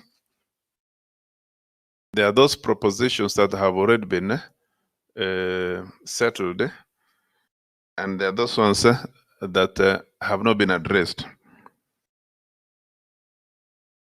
So members, it's up to you now to pick from all these ones. Some are procedural, for which like royalties to be distributed, this has been done.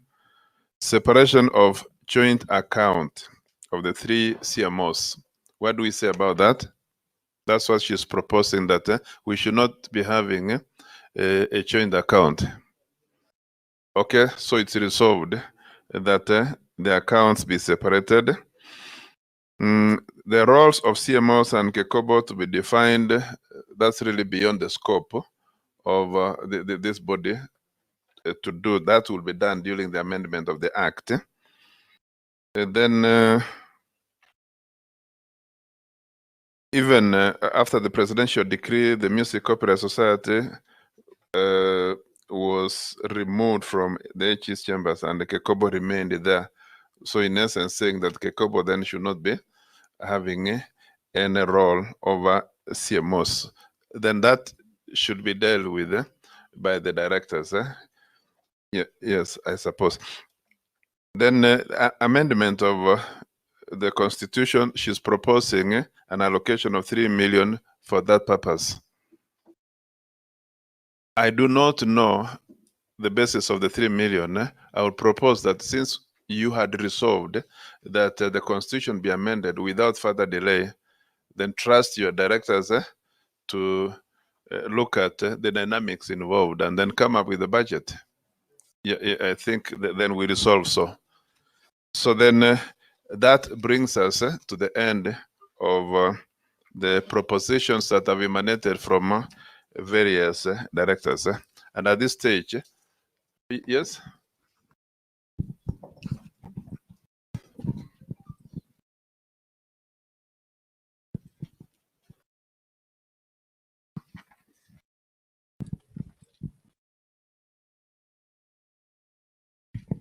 Thank you, Mr. CS.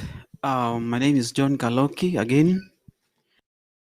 Lipo jambo moja tu ningependa uweze kutusaidia kufahamu upande wa skiza money. Tumeresolve as a small team here kwamba hela za skiza ziweze kurudi kwa CMOs.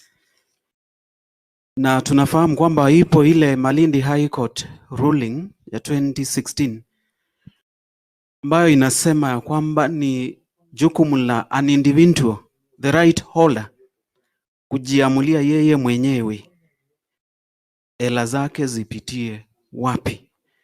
Meaning hatuwezi tukaketi hapa tukiwa wachache tuamulie hata wale wako kule nje kwamba hela zao zije kwa CMOs wakiwa hawako hapa. Because there is that order that was issued in 2016 at Malindi High Court ruling. So please, Mr. CS, help us, maybe give us some clarification on this. Okay, I thought that the activities which give rise to skiza money is within the range of the powers given under the assignments that were given to MCSK. That's the way I understand it. That to the extent that the instruments of assignment were given, then for those who gave instrument of assignment, then MCSK has the power and the mandate to call for that money. But for those who did not, then I don't think MCSK has power to do that. Exactly. Okay. Thank you. Therefore, dear colleagues, friends, Wasani, let me now hand you over to Director Katana to wind up. And I must thank you for having listened to me patiently, even if it was just a Herculean task standing all this long. Thanks a lot.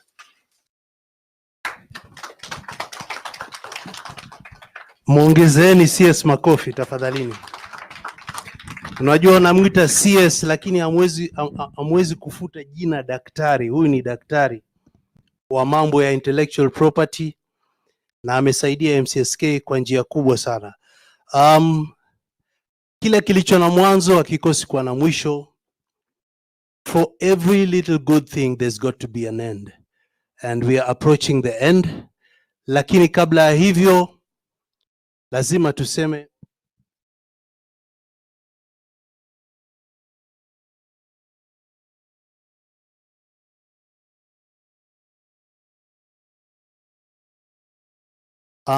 okay. Nimeambiwa nisisahau waliokuwa na wengi wamejibiwa maswali yao online.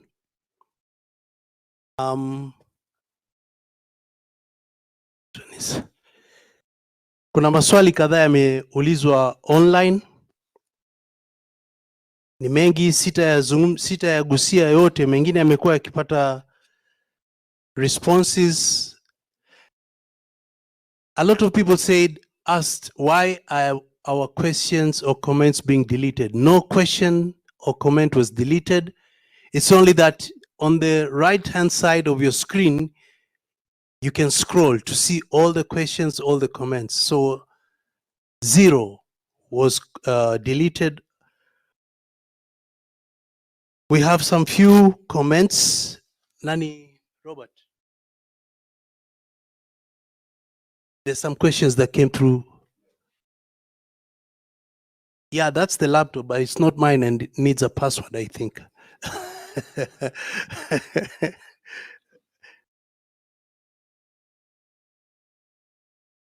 Okay, I think the first question niliona nikitumiwa, because some people have been bringing the questions to me. There was a response or reaction to the stimulus package ya president. Hiyo pesa jamani, wanamuziki na members, haikuinvolve MCSK kabisa. MCSK haikuhusika hata kidogo na hiyo pesa. Hata bunge juzi ilizungumzwa. Kwa hivyo hiyo tuitie kwenye kaburi la sahau, tuwafuatie wale waliopewa hizo pesa. MCSK haikuhusika kabisa. Nasema hivi nikijua kwamba nyote mnaona kwenye screen zenu popote mulipo, na huo ndio ukweli. Kwa nini MCSK inakuwa subjected sana na Kekobo? Nafikiri hiyo majibu yote CS ametoa. Kuna swali pia liliulizwa kwa nini kuna decline kuhusu royalties, hiyo pia imezungumziwa.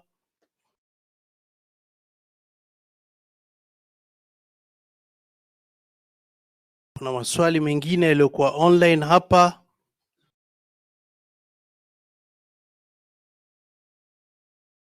Foundation itaanza lini kwa assist members? Nafikiri pia hilo limejibiwa. So maswali mengi yaliyoulizwa kwenye mtandao yamejibiwa. Naletewa mengine hapa. I'll just skim through them very fast. Eric Mwitaho Okumu, in MCSK's constitutional amendment, where artists want to vie for regional director positions, the proposed degree qualification requirement is okay, but the requirement that you must have been in certain positions at MCSK to vie for director positions should be amended in a way that it can allow any member to vie. I think I would refer, yeah, this is not true. I would refer you to the MEMATs and you'd get all the right information kama we ni member katika MEMATs za MCSK katika katiba yetu. Brother Shundu Dominic, I registered my Skiza tunes. That has been addressed. Anasema I register my Skiza tunes with Bandsoft, of which I haven't been receiving anything, and when I called to sign off the contract, it's like the body collapsed and numbers changed. How will I get about it? Thanks. This is not here, not there. Imekuwa addressed. The only entity you could deal with now is Bandsoft, because MCSK is not involved in Skiza royalties at all. No CMO is at the moment is involved in that. Victor Wangila Wambeo, may I ask MCSK to have artist representatives in different counties who will also be having databases for MCSK members that can't access your offices? Do you guys know that artists are suffering at the expense of collection or collectors like Liberty Ngoma etc? Je, kuna attendance allowance ya leo? Nitamuita finance minister wetu atakuja kujibu hiyo. But in as far as what you have asked, I want to say MCSK has regional representation through directors, and just under the tier there's the regional committees. Now ni members huko mashinani. That's how MCSK operates. Monica Anyango Ajwang, thanks for that, Mr. Akuandika jina. Wengi hawana bundles and mark you, wengine wanakula juu ya wengine. If you'll allow me, sitasoma yote, ama mkitaka mkinipa ruhusa nitasoma yote. Nisome yote. It's high time we be serious. I'm from Siaya. I've been contacting other artists telling them about MCSK, but their response is always negative, that they can waste money for others to feel good. Actually, if we can change and be transparent with how we balance our staffs. All right? I think tungekuwa mbali na pia tungekuwa kitu kimoja, Kenya mzima na wasanii wangelipwa monthly. Okay, I want to, ni ndefu sana. This is what I want to say. Watu lazima waelewe kitu kimoja. We should not talk about wanamuziki ama wasanii when we are talking about MCSK. We talk about wanamuziki ambao ni members wa MCSK. MCSK and all the CMOs serve their members. But every time we confuse and say artists without elaborating, it means sangine tunaambiwa wasanii wa Kenya wanalia mwalipi. No. Wacha members wetu, bona fide members, waongee na wale wengine wachangie. Anthony Kuria Nyambura, do we have the MCSK strategic plan for the next year or two, and where can we get the annual report? Annual report nafikiri kawaida, Barbara, it's posted on the website, isn't it? It will be posted katika website ya MCSK. Strategic plan MCSK iko nayo ambayo ilipasishwa, sio yuko wapi, mwaka uno, si ndio? Ama mwaka jana. It will be in effect for the next 5 years. So MCSK iko na strategic report.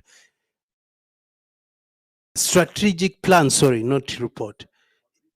For 3 years, correction. Haya, nafikiri ameisha hapa, sio ni maswali mengine.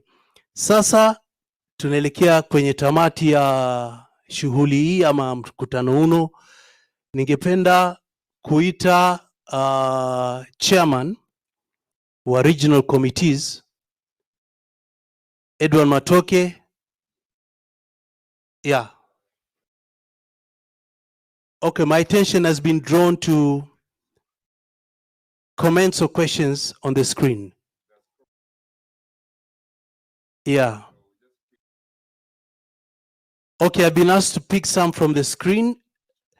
To my observation, I'm confident that MCSK will be the best society, time will tell. Thank you, hallelujah. That is Peter Kinuthia. Hi, I'm on my phone and the documents are too small to make out what's written. Please, a soft copy should be available. I think that's noted. I congratulate the idea of live stream. I wanted to ask, when is the next disbursement? So Mayote, why don't MCSK take the mandate of managing the Skiza tunes? That has been responded to. Sioni na siki ni nini? Hiyo sijui nitatoa majibu wapi. Kwa nini hatupati pesa? Okay, hilo swali zuri sana. Kwa nini hatupati pesa? Kwanza, wanaopata pesa MCSK ni members. Pili, wanaopata pesa ni wale ambao miziki yao inatumika kibiashara.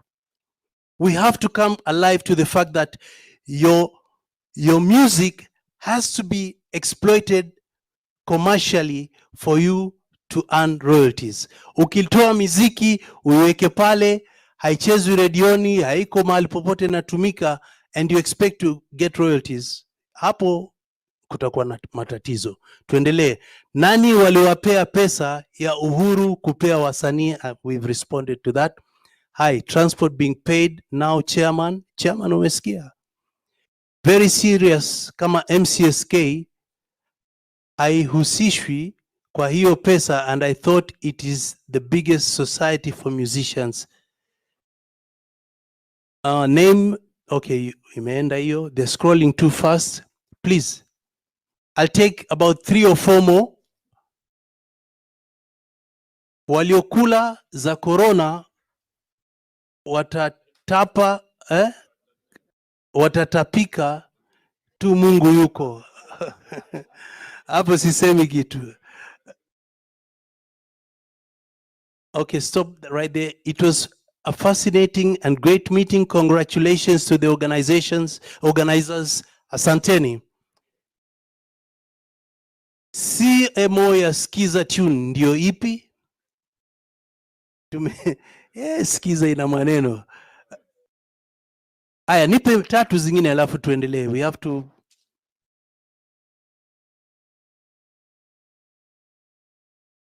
Yeah, these are just people stating their presence. What's happening here? Everyone in that room or hall seems to be just doing their own things. How long is the meeting? Tunamaliza sasa hivi. Tunataka majibu. I can't read that one. Reply text ama tuende shughuli zingine. Hey, what's going on? You see now, when people are given the opportunity to ask questions, look at what's coming up. The camera is zoomed too much. Can you make it a wider view? Hizo 10 karibu 15, nothing to do with the AGM so far. I'm not getting you, please. Oh. Hizo ni wanasema I'm a member number so. How are we going to participate, please?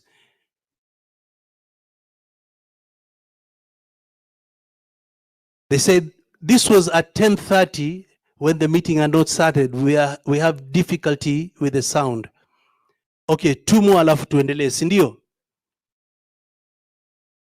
Okay, just stop right there. Mziki yangu inatumika na bado sipati.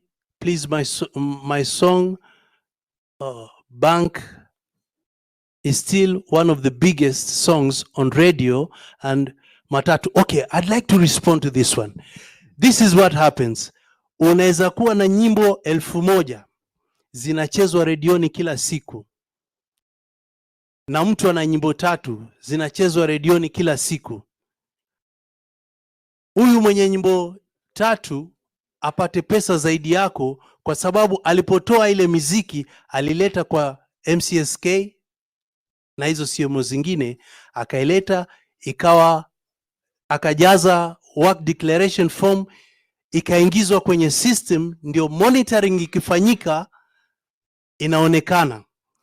Na zile nyimbo zako 1000 hukuzileta, manake inatakaniwa kila ukifanya recording, ukitoa miziki mpya ulete kwa CMOs. Soon utaona miziki yako inakuzalishia pesa, lakini ukipeleka tu redioni na hujaregister kwa tena upya itakuwa shida.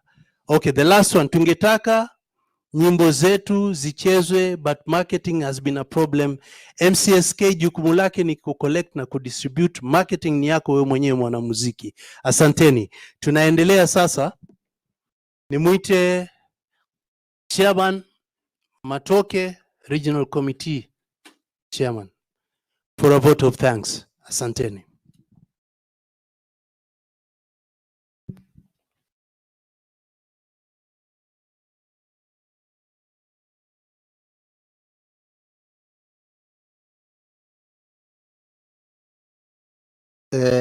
Ni wasalimu tena katika jina la Yesu. Hamjambo. Kama unajua hujaandika jina lako kwa lile karatasi lilikuwa pale nje, tafadhali fanya hivyo. Kwanza ningependa kutoa shukrani kwa watu wote ambao mmefanya juhudi mkafika hapa. Nianze na facilitators wetu, ndio tumehudhuria mikutano mingi ya online, lakini hii nimeona kazi imefanyika vizuri na umefanya kazi ifanyike, and really you have made it to happen. Jambo la pili, ningependa kutoa shukrani zangu kwa board kwa kufanya juhudi kuona kwamba tumefanya huu mkutano licha ya matatizo hapa na pale. Jambo la tatu, ningependa kupongeza na kusema asante kwa viongozi wetu wote kutoka region zetu za Western, Nyanza, Eastern, Central, Coast, Rift Valley na Nairobi kwa kukubali kuja kuhudhuria mkutano huu ili kuwakilisha members wa maeneo zenu. Tena ningependa kutoa shukrani kwa members wetu mahali popote walipo Kenya hii kwa uvumilivu wenu wote ambao mmekuwa nao licha ya matatizo ya hapa na pale. Hakika kilio chenu kimesikika na Mungu wa imani najua atajibu. Tena ningetoa shukrani kwa members of staff of MCSK kwa kazini ambao mmefanya. Actually it was a tireless effort that has made this meeting to happen, na Mungu awabariki. Mwisho namshukuru Mwenyezi Mungu kwa uwezo wake, maana Mungu ana uwezo na uwezo ana yeye. Asanteni sana.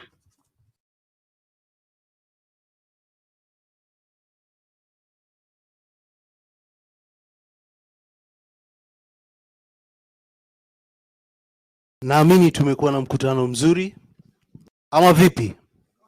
Tumekuwa na mkutano mzuri ama vipi? Asanteni. Tulianza tukimkaribisha Mwenyezi Mungu abariki, atuongoze. Itakuwa vizuri pia tufunge mkutano huno kwa kumshukuru. And on a very light note, unajua watu wengi wanasema tunataka kuomba. Saizi hatuombi, tunashukuru. Pale mwanzo ndio tulikuwa tunamuomba. Kiswahili kigumu lakini tutakizungumza. So sasa tunataka kufunga kwa maombi ya kumshukuru Mwenyezi Mungu, and I'd like to call upon Angela to come and say a word of prayer.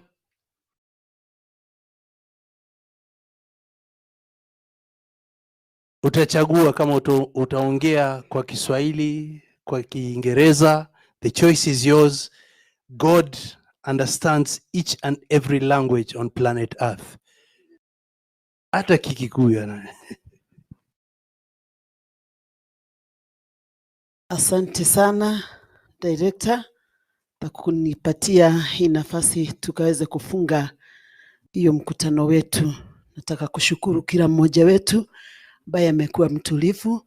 Tumekuwa na AGM ya ajabu, na kwa hiyo ningependa ama ningeomba sisi wote tukasimame kwa dakika tukamshukuru Bwana. Tumekuwa na AGM ya maajabu, and this far the Lord has been together with us. Let us pray. Abba Father, this afternoon we want to thank you for who you are. We want to thank you for what you have done in our midst. We want to thank you even for the wonderful meeting that we have had today, dear Master. We want to thank you for every speaker who stood here, spoke, and everything that we have been told in this place. And we want to thank you for every resolution that we have had in this place. We want to thank you for our members who were online. Dear Master, may all glory, honor, and glory be unto your name. We want to thank you because our MCSK is starting once again, dear Father. Father, we pray that you guide us in everything, every idea you will give us wisdom to implement on every resolution that we have had here, dear Master. We thank you for everything. Even as we are leaving this place, we commit ourselves unto you, dear Master. We commit our society unto your able hands. We know that there is nothing that is impossible with you. Everything that committed unto your able hands, you are able to do exceedingly abundantly above what our might may think of. That is why we surrender everything unto you. May you have your way, dear Master. This we pray, trusting that you have heard us in Jesus' mighty name. Amen.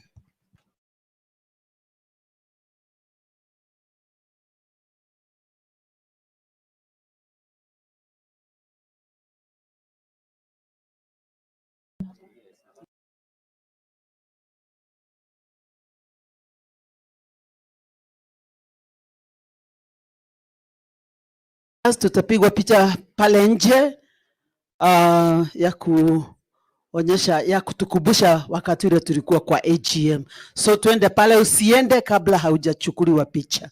Asante.